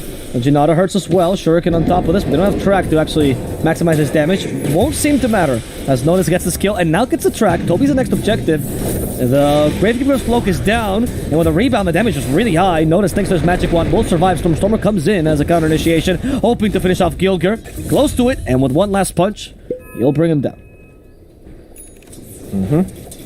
Pretty similar to what we saw in their series against Gaming Gladiators. You know, level 6 on Bounty Hunter, you get a kill. They might just dive Kataomi here. They already left with Stormer. They do know that. Yeah, and Laurel has travel boots already, so it's kind of an easy rotation for him. Goodbye to Kataomi. Now the push continues, and if you put this on auto attack, there we go. Jinata will actually affect towers. You have to do the, what's it called? The right click, auto cast. Manual. No, if it's manual, it doesn't work. It's a weird thing that happens with Geminated Attack too. If you want to hit wards with Geminated Attack, you can't actually use it on it. You have to leave it on autocast for some reason. Oh, really? Yeah, same with Tombstone, for example. If you want to hit Tombstone twice, you gotta put it on autocast. Stormer gets found? Yeah, he's gonna get found and he's gonna get rebound. Nice Fishman. It's tracked now. All chasing after Fishman. 4 heroes to make sure that Pedestal's not effective, and they all get cogsed. Fishman, a really happy camper after he just actually outplayed all of Betboom together. That was pretty beautiful. And I mean, they did the exact same thing against Gaming Gladiators. And even though they won that series, they did lose that game. The real problem, it seems like, is keeping up the pace with Bounty Hunter, even when you get that early eggs. Maybe the Kodo is what's going to push that over the edge and make it stronger. Oh, speaking of Kodo, he is just dead. Yeah, Kodo's just going to die to that tree from Stormer, so at least this equalizes it a little bit, but Kodo's still winning this early game against Tiny, even if not by much. Good timing on travels as well. Yeah, the stacks are being made for Pure here. He's farming a double large camp stack. He is quite underfarmed though. The decision of actually laning him top, like, it was fine at first, but it really felt like the second point in a stable concoction is slowing his farm down, and they didn't really get a lot out of it. Kind of unfortunate, because the Visage is also not doing that well. He got killed, but if he gets the Enchantress here, it could be the beginning of something. So they got to get it. Yeah. I mean, yeah, Enchantress is just throwing creeps to the mid lane, like you pointed out earlier, so usually a kill on the 5, not something to note, but here it's kind of a big deal, because you keep protecting your tier 1 this way. Oh, they even lift this. Okay, they're also doing damage top. Fine Fishman. Exposed Fishman. Out of the cogs. There's a track. Boom. More gold for Noticed, who's well on his way to that item. Got the Hooded Defiance, which apparently is preferred build against Zeus. Not gonna go for the Vanguard that we sent to see on the Bounty off lane. As they toss back Laurel, they send him over to the Zeus. Laurel throw a tree at him, and he's going to die. Kataomi Thunder God's Wrath. Very impactful there. Stormstormer unfortunately loses his tower, though. Not much he could do there against the Enchantress creep spam. Oh, another toss back, I think. There we go. Is this enough? This guy's tanking. You know, the hookshot actually misses, doesn't get the stun and notice, but he's surrounded by heroes inside the cogs. There's no way he lives. They want Kataomi at the very least. This doesn't deal enough damage, though. Kataomi keeping his distance, and he's actually going to survive thanks to the avalanche. No track gold for Betboom, who committed a lot of heroes to accomplish nothing. Very uncharacteristic mistakes by Laro. He was okay. He's just gonna die, but in most of these games, he died like I don't know. Even though they lost a lot of these games, he died like maybe 3 times combined in some of in this series. But now he died twice to a Tiny that doesn't have Blink. I'm very surprised that Stormstormer is finding the angle on him so much. He, like, to me, one of the things he did the best in both of the series was like actually doing a lot of damage, being useful, and not dying. So the Tiny was not a matchup I expected this to happen as much, because even if with the Ember, right, that from the get-go has the gap close, he was not really dying as Lao. That's true. What do you think is the situation here for Pure? How afraid should Betboom be of him, considering he went for a more fighting build early? How much pressure do they have to put out here? And when do they have to put pressure? Like, can they wait on maybe one item timing, or is it not available for them? I really feel like they have to keep the pressure up. The Elk, you know, he will always recover this hero. So ideally, you want to kill Pure once or twice before the Radiance gets completed. Okay. But they look at Fishman. He's in perfect position here to stop this angle. Yep. That's why, you know, I was wondering if they had to wait for one item, because they seem weak. Storm has Blink Tag already, and he's stronger than them. Younger will die to the Avalanche alone. Fishman track doesn't phase him. There's double damage on the pair, though, for the Hawk, and that is Bear level 4. Oh, level 3, actually. Interesting. Nice. I'm actually fascinated by the Hawk now. I've seen some people go for Spirit Link, like early, but to this point, you don't max Bear. Yeah. I'm not against it. He's a Slome Druid, dude. He knows. I'm serious. Like, he must have calculated. I'm not that versed into Lone Druid, not gonna lie. So yeah. I won't really pretend I know what he's doing here. But he's definitely the specialist. Maybe he's watching Ame a lot, and that's something he's doing. No, Ame's not the specialist. But, I'd say like Matumba is probably a Lone Druid specialist at this point. So Neko's gonna die. I'm a big fan of Lone Druid, which is why I always like looking at his build. And it is just interesting because people find out ways to be more efficient, right? Technically, getting more points in Bear doesn't actually help you farm faster. It helps you fight faster, the Bear is stronger for sure, but it's not that much more farming speed compared to Spirit Link, which actually gives him attack speed and, you know, improves him considerably. The extra damage, of course, is useful, but the extra points in Bear usually are for the abilities, right? The extra armor, those are like big points to be contested here. So, yeah, it feels like the 4th point on Spirit Link. Like, look at how much you get from the 4th point. It's insane, right? If you go from level 3 Spirit Bear to level 4, you get 0.1 base attack time, whereas you get 40 attack speed on the Spirit Link. So, not 40, it's like 28. I don't know why it doesn't showcase the damage increase for the Bear, though. I don't know why it's not showing, but that's also part of it. Oh, that's true. That is true. But I don't think it... Because the attack speed on the Bear is usually better because you're from... Yes, exactly, which is why I'm interested. Also, the extra armor can be useful, right? In some cases, because Spirit Link now does give shared armor. So I'm not sure. Like, I'd have to go into an Excel and do calculations as to what farms faster. But the Hawk clearly has done that, and he's a sweaty tryhard. I believe any build he's ever done. He has a reason for everything. Okay, so gold advantage was at about 4k. Definitely getting depleted by the fact that Alchemist exists and is going to finish that Radiance. The smokes from Betboom, I actually feel like the smokes were really good. They smoked close to the spawn time of the creeps, which is usually a great way to finding those cores in the triangle. But, nice blink out. Yeah. The positioning of this force from Entity, just protecting the Elk, were on point. They also had wards, not only in that cliff, but close to the Roche Pit. So they're predicting pretty much all of the moves that Betboom could be doing at this stage. I love that Fishman, whenever he cogs, he will plant his flag first before he cogs, man. This guy's a true Chad. Definitely showcasing a lot of cheatness there on the Clockwork. A lot of Chadness, I Now- agree. Alpha male, Mr. Clockwork. Yes, very alpha. You know what? I really think this game's getting out of control. The gold advantage doesn't show it. Okay, alright. What? No, explain it to me. Yeah. Why? I don't know. You had something to say? No, I was curious as to why you were saying that with barely a 1k, 50 minutes in against an Alchemist, so, you know. It's just that it's not only the gold advantage, but it's the tendency, right? The curve. The curve is going down. It's not about the current number, but the prediction here doesn't see. I don't see a point where this gold is going to start going back to Betboom. Maybe the eggs on the Bounty Hunter, but unlike that game we watched, where the Bounty Hunter finished the eggs at like 14 minutes, in this one he's actually pretty far behind. He only has one component and the gold for another. Okay, fair enough. I'll give you that. Yeah, the bounty certainly has not gotten online. They haven't been able to utilize him. Lone Druid is getting online though, and the Coddle seems fine. So I'll add that. You know, my favorite economist, Bowie, Chavisale Martin, Harvard graduate. Okay. He always says that the best economists are not meant to predict. The best economists are meant to explain what's happening in the present. So explain to me why the situation is like it is. Like, why is it that the bounty hunter could not get online? Why could they not take advantage of this hero early? Well, because usually as the bounty hunter, I think it would be fine killing anyone, like the Visage attempts in Exactly. Which would be huge. In this game, you would be...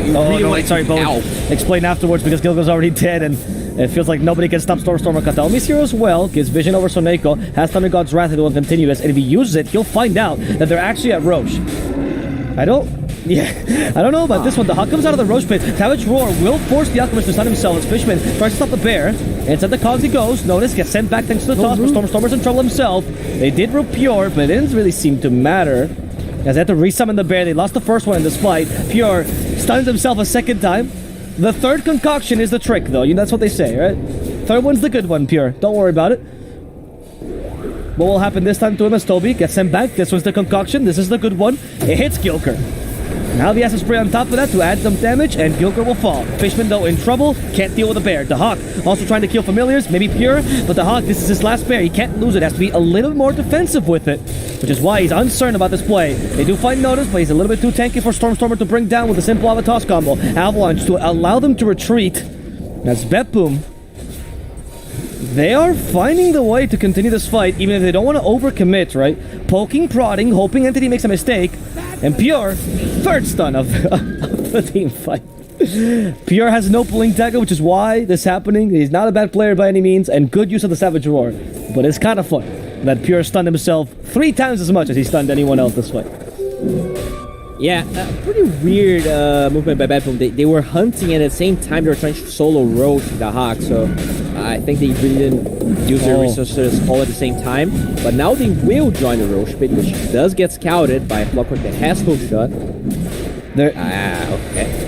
There is a point someone in the chat pointed out, and thank you for that. He was actually saving the last point of Spirit Bear to hard purge him. I forgot about that interaction. Every time you upgrade the bear, you get like a hard dispel on the bear, which is why he was saving the last point. I forgot about that. Thank you for that. Really good point of analysis.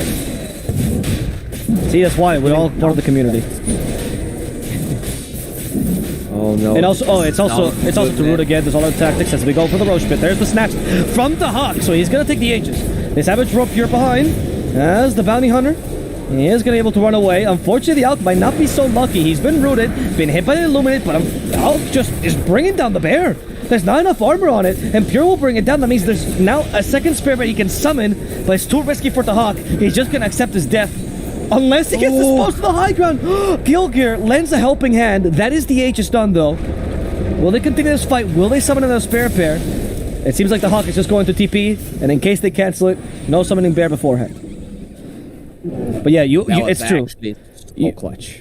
You hard to spell the bear when you do that, and you also get another potential charge of entangling claws because you reduce the. It takes away the cooldown when you get another point. Yeah. So thanks for that, guys. Sometimes these things you just forget about them, you know.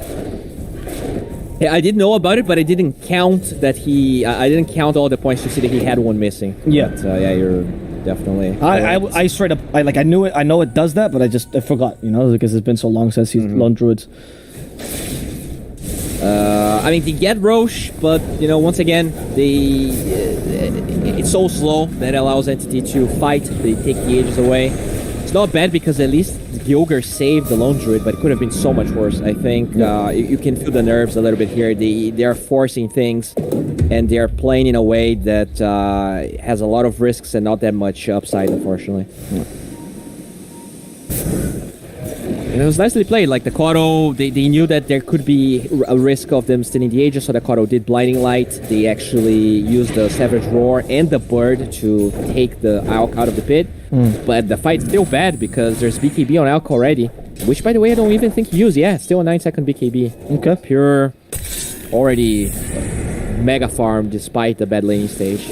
That's why this hero is almost always banned. Fishman. So he stopped here, so Neko. Okay, Notice just died here, Thunder God's Wrath. Alright, he was actually caught up. That makes sense.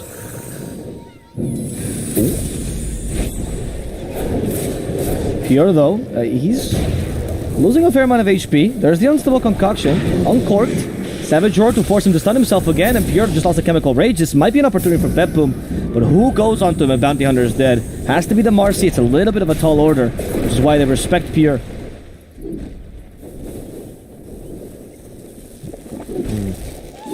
Yeah, right now I feel like they should just give the farm to the Bounty Hunter and get this eggs. That is really the power spike that might turn this game for them. They really need to use the combo of the Koro and the Bounty Hunter. Overall, I think the problem, like if you look at the supports of Betboom, they don't have anyone to play with this Bounty Hunter. Now that there's Blink on Marcy, she can play with the Bounty, but he's down on the farm. He doesn't have that much gold. It really feels like Entity played in a way that, even though the lane was good for the Bounty, he was never able to farm the eggs. And that's usually how it happens. Like, I don't see Bounty Hunters excelling that much. Really good lane swap by them. Playing the visage against the Age. Good kill of Kilger here. There's the Avalanche now, stopping both the Enchantress and the Bounty Hunter. With the Unstable Concoction, now Soneko's the target. Radiance will just mow him down, apparently. He does not get the heal off in time, and Notice also dies to the Zeus. Notice is not able to recover. His Axe is quite late. He'll have it maybe in the next 3-4 minutes. Yeah, maybe. I don't know. I really feel like the timing for them has kind of passed. So if they want to win this game, it's going to be out of like an amazing smoke. But they really need the eggs to be able to play this game. They just can't. The Alk is way too strong, and the playstyle that Entity has is for pretty much for every game. They just play as 5, which makes what Bounty Hunter wants to do much harder.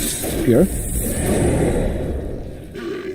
Root? They needed a root, but the Hawk is a little bit too far away. There's Gilger helping him out. Pure already recovered a lot, though, even if it's hit by the vessel. We'll be fine now.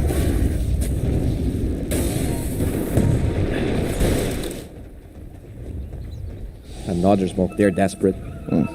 They just need a kill. They know they have to stop the Alk. They have to fight head on. Now it did get out of control. So you're actually right. You know, I doubted your point earlier, but the prediction was completely true. You're a great economist, Bowie. I would totally buy your book. Thank you. It was also scouted by a ward there, so that smoke unfortunately doesn't seem to be what they need to turn the tides for their team. And I guess they do have the eggs. I think he might have... He actually sold his hood, dude. That's how desperate they are. He sold the hood to get the eggs. The Marcy is dead now. And Pure, unable to get close enough. That Blink Dagger was on cooldown. Noticed, has the eggs now. And you said sold his hood to get it, so maybe this is a turning point. The Hawk certainly puts Fear onto Fishman. That's the Fishman dead. Pure Chemical Rage is available though, so maybe Betboom doesn't want to force this too much.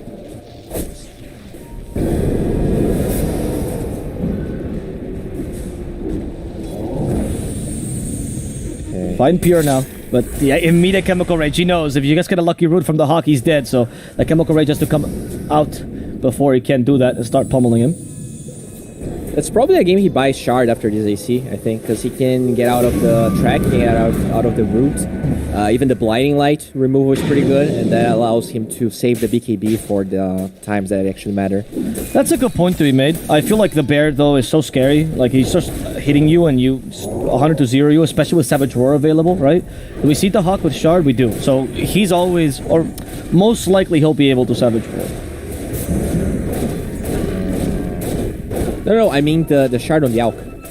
Oh, the Shard. Oh, I thought you meant the Chemical Rage dispel. Oh, okay. Sorry. I misunderstood. Yeah, no, that's the oh yeah, the Berserk dispel on the Alk. Yeah, okay, yeah. The Berserk potion, yeah, you're right. The Berserk potion also will give you a second dispel to play around with, yeah? And not depending on your ultimate. Gilgert. Okay, they are going for Laurel, and he's in a bad position. Almost go with Soul Assumption. It's actually going to be Kataomi who finishes him off. Not a bad start to this fight. Laurel does not seem impactful enough as a Blink Dagger. Is not available for Alk, doesn't matter. You see Soneko blow him up while he's up in the air. Oh no, Pure. I think he might have stunned himself more than he stunned the opponents this game, which shows Pure's maverick playstyle that he likes so much. Notice, sorry, he's trying to finish off Kataomi, but Kataomi is loved by his teammates. He's being protected by Friendship and by a Clockwork and a Visage. And now is Notice who's in trouble. Do we have some sort of detection? We do have sentries, also a Zeus, of course, fair enough. Fishman, though, has hookshot in 3 seconds. The Ghost is slowing him. There's the vision. They lay down the sentry, Cogs to make him under sentry range, and they'll kill him off with a Soul Assumption. That was such a good play by Kataomi. He smoked to get out of the Shuriken toss there. Yeah, and I mean, you were talking about the Laurel. I think pretty much every game, oh, the bear might just die here. We'll live. Okay, another time. Poor Pure just can't get the Unstable Concoction off, but it's not needed because you kill a bear, throw up in the air. Stormstormer is forced to use the Shadow Blade. He gets rooted actually by the Entangling Claws, and that will guarantee the kill against him. And this poor Alchemist just can't stun anyone because these Savage Roars by the Hawk are on point. Did he get the talent yet? He does have it. And he has gone for them full Wraith Bands. I love this. This is a build that Gunnar absolutely loves. He was the first person I saw to do this. And now the Wraith Bands gives you double the stats at level 28. Sorry, minute 25. It's so impactful with this 20% armor share from Spirit Link. It actually makes your bear ridiculously tanky. And you can see it. That plus 18 armor is a little bit from Phase Boots and mostly the Wraith Bands. 31 armor, and he does get... oh wait, no, it's... yeah, he has 50 armor on Laundred, 62 when he uses the ult. There's still be found by the bear. Okay, Pure, he's gonna get a stun out. We did it! Gilger's down, and he actually got Soneko as well with it. Not bad. Pure wants to finish what he started, hopefully finishing Soneko with this. Did he drop Cloak of Flames? I don't know where that came from. I think he killed a creep along the way. Cloak of Flames is in the middle of the river now as the Cogs from Fishman catch the bear and noticed here. While Stormstormer pummels them to death, Laura also died in the middle of those Cogs, so it's actually 3 people in the Cogs. Kataomi might just be able to kill the bear. That's one auto attack to finish it off. No bear on the Hawk. Stormstormer jumps over to him, kills off the Hawk as well, and they get rid of the Marcy. It's a team wipe for Entity, who will go back for the Roche and the Cloak of Flames here. And the Cloak of Flames. You're like, yeah, what is this? Why this spot? Did someone use the shovel and there was a creep laying around? I think the Radiants got some creeps along the way. I think that was it, or the Acid Spray. Yeah, I think they got the Wild Wings, and that's why the Cloak of Flames just jumped to the out because he was blinking. Awesome. But yeah, I really feel like, you know, Betboom, for most of the games, Laro was really impactful. And this one specifically was probably the weakest link of all the other games. It feels like even the games where he lost, his impact was, like, you could clearly see his impact. This game, though, for some reason, you know, they're definitely struggling overall. I'm not saying that, like, there's a reason they lost this game or anything, but I think this was his worst performance. Surprisingly against the Tiny. But, like, because he died twice in this game, he was supposed to, like, play with this Bounty Hunter, get those early kills, allow his eggs to come a little bit earlier. Now, even though he has it, you know, he sold his items to get here. He's already so far behind. It really feels almost impossible to turn this game around. Yeah. You know, it's not... Their draft just doesn't come back. No, it's a really, really rough draft to come back with because of the lack of team fight, especially. It's like the biggest team fight spell is actually Savage Roar Blower. So get ready, You guys, are for right. the 4-man Savage Roar. You're definitely right. I mean, the 4-man Savage Roar into Blinding Light into Right. tier 4 Glyph, maybe? That's how you get a team wipe here? What the? Okay, I guess, yeah. I was thinking more like Illuminate, but sure, yeah. The tower has to be part of this too. It definitely has to be part. They need all the damage they can get. Right. Okay, so let's theorycraft. You Savage Roar, but we put them in different positions, right? So Marcy blinks, disposes someone until the Savage Roar targets, and then you combine that with Illuminate and the Unleash. Maybe the bear needs some sort of area damage. Battle Fury, yeah, bear. No, that's what you we have need. a center. You have a center stun. So From the Sonico Enchantress? Yeah, there center you go. Get a 4-man stun. Yeah, okay. Hello. And look, the Savage Roar's already working. Stormer's gonna die. Maybe not, actually. I spoke too soon. BKB got used, and now it's the Hawk who might be in trouble. His bear's stuck in the cogs. His bear does not like these machines. He just wants to be free, but the bear's caged, and the Hawk's being killed. Oh, no. You lost the owner, you lost the animal, and all in exchange of the Clockwork, who trapped the animal to begin with. PETA is not going to be happy today. Noticed also dies, up in the air, tossed, killed. There's an unstable concoction for the Enchantress. Pure has finally found the golden target. Just throw the stun at Enchantress. Tough fight once again. Gotta say though, Entity, they definitely look on another level. I think we talked a lot about Betboom, but really the way that they look the amazing. hero pool they have allowed them to draft is just insane. It feels like you have to ban Wyvern first phase against Entity, and then like you're giving away Beastmasters and Beastages and Alks, right? It really goes to show how versatile these guys are. The ultimate Chad move is while tower tier 2 is being pushed or whatever, walk over to the A base. No protection or whatever. Just walk over to it to assert your dominance. If Pure was a bear, he would have just feed on it to mark his territory. Track the spell. He's not a bear. He's a very farmed alchemist. Yes, he is, that which is did scary. buy the shard, by the way. So Yeah. he really doesn't care about anything about Betboom right now. Yeah, it's rough. I agree with you. I think Entity style is so oppressive, and Betboom is not a team I would particularly call slow, right? But it is true that sometimes they lack to be able to be as fast and adaptable as some teams. Like I want to put the example of LGD, sometimes even Secret, right? At least the recent iteration. So the pressure of Entity is very noticeable at this game. Okay, but they've had the Alk though. He has Aegis, so might not be the best first kill, but they'll try it. At least they get rid of the Aegis. Now Alk is coming back with a BKB and a Vengeance, I bet, as this time they cage the Hawk. The Hawk gets forced after safety, but the Unstable Concoction hits him. No more Savage Roars this time. Pure will get revenge for all those times he just roared away and stunned himself. The GG is called, actually. Betboom was done. It's going to be a 3-0 final going the way of Entity. Wow. Entity's going to Malaysia, Bowie. They're coming to my house. No, they're going to Malaysia. Maybe to your house. Maybe. Invitation's maybe open, to a Entity. sacred I'll cook you dinner. Yeah, I think they definitely looked on another level. All due respect to Betboom, but it feels like I'm gonna say it's not really about gameplay. I feel like drafting against Entity right now seems like a nightmare, and it's not like Sonico's a bad drafter, but you have to draft heroes that your team likes to play or knows how to play. Yeah. And just having to ban a Wyvern first phase, they did everything they could. They picked the Wyvern, it didn't work.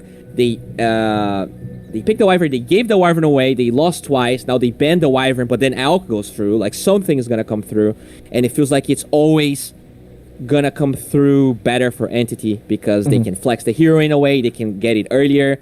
Just kudos to Entity. I really feel like strategically, not only like the players are amazing, but their drafts are incredible, and they have a lot of versatility. It's obviously patch-based, and maybe, in 6 months, it's not going to look this amazing, but I think they got this going where they have this amazing new carry with a patch that benefits all of their players, and very, like, Stormer, even though he's kind of new to competitive, he's been here for a while, and he has a huge hero pool. I want to put a little bit of a question or doubt in that. I press X for doubt on that, but I do want to commend Stormer on one thing. Actually, I'm glad you mentioned him, because even though we talked a lot about Kataomi this match, and Fishman, who was fantastic, to the great Pure because he was funny, but I think Stormstormer hasn't gotten enough credit for being able to, like what you said, expand his hero pool, right? His hero pool used to literally just be I play Invoker and occasionally Quap, and that was it for Stormstormer. And we're talking like kind of recently, maybe a year and a half ago, 2 years ago, right? This guy's been in the scene for a while, and he's been bouncing around between teams. And it feels like on Entity, he's found a place where he belongs, whereas he's actually felt comfortable enough to expand this hero pool. I'm not saying he has like 30 heroes he plays, but you only need really 8 or 10 as a mid laner to be impactful and play different styles. And we're seeing Stormstormer be super impactful on this Tiny. It's actually on point with this Tiny in general this whole game, and he's allowed his team to flourish, right? He's a big pivot of the team, and in general, I think Entity is a fantastic team, and it's very nice that they're going to get to go to Malaysia. Sorry, and in case you guys don't know, Entity is actually an Indian organization, so maybe on their way to Malaysia, take a detour, actually visit the headquarters for once. And the meme about this being an Indian team, Entity known for Entity Mumbai, it's kind of true for Entity. It's the one Indian organ Dota. Very excited to see them succeed in Malaysia. So we'll see how this goes for Entity. We'll see how they face Alliance as well in Malaysia. That's going to be a fun one. But for now, we're done, Bowie. I'm very sorry to announce that because it's a 3-0 sweep. So it's going to be Entity, the winner of the EU qualifiers. And we'll do a little recap for those of you that didn't get a chance to watch the rest of the qualifiers here for ESL1 Malaysia. We've already finished all qualifiers except for North America. Okay, so in Southeast Asia, we actually had 2 qualified teams because one in the invited teams backed out. Boom Esports and Talon will be going as part of Southeast Asia. In China, we see Team Aster, one of the strongest teams in the qualifier, going as the representative. For South America, it's going to be Thunder Awaken, who got a grand final against Beast Coast and once again destroyed him in a 3-1. And for North America, we're going to have to find out.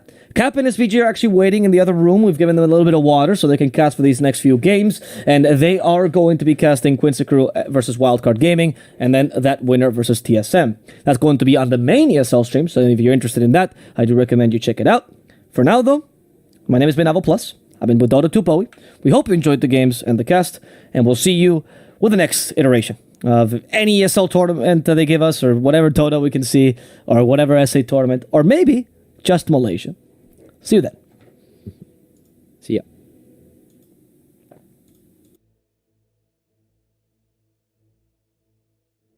Okay. Oh, man. Sorry. It's not my brightest day.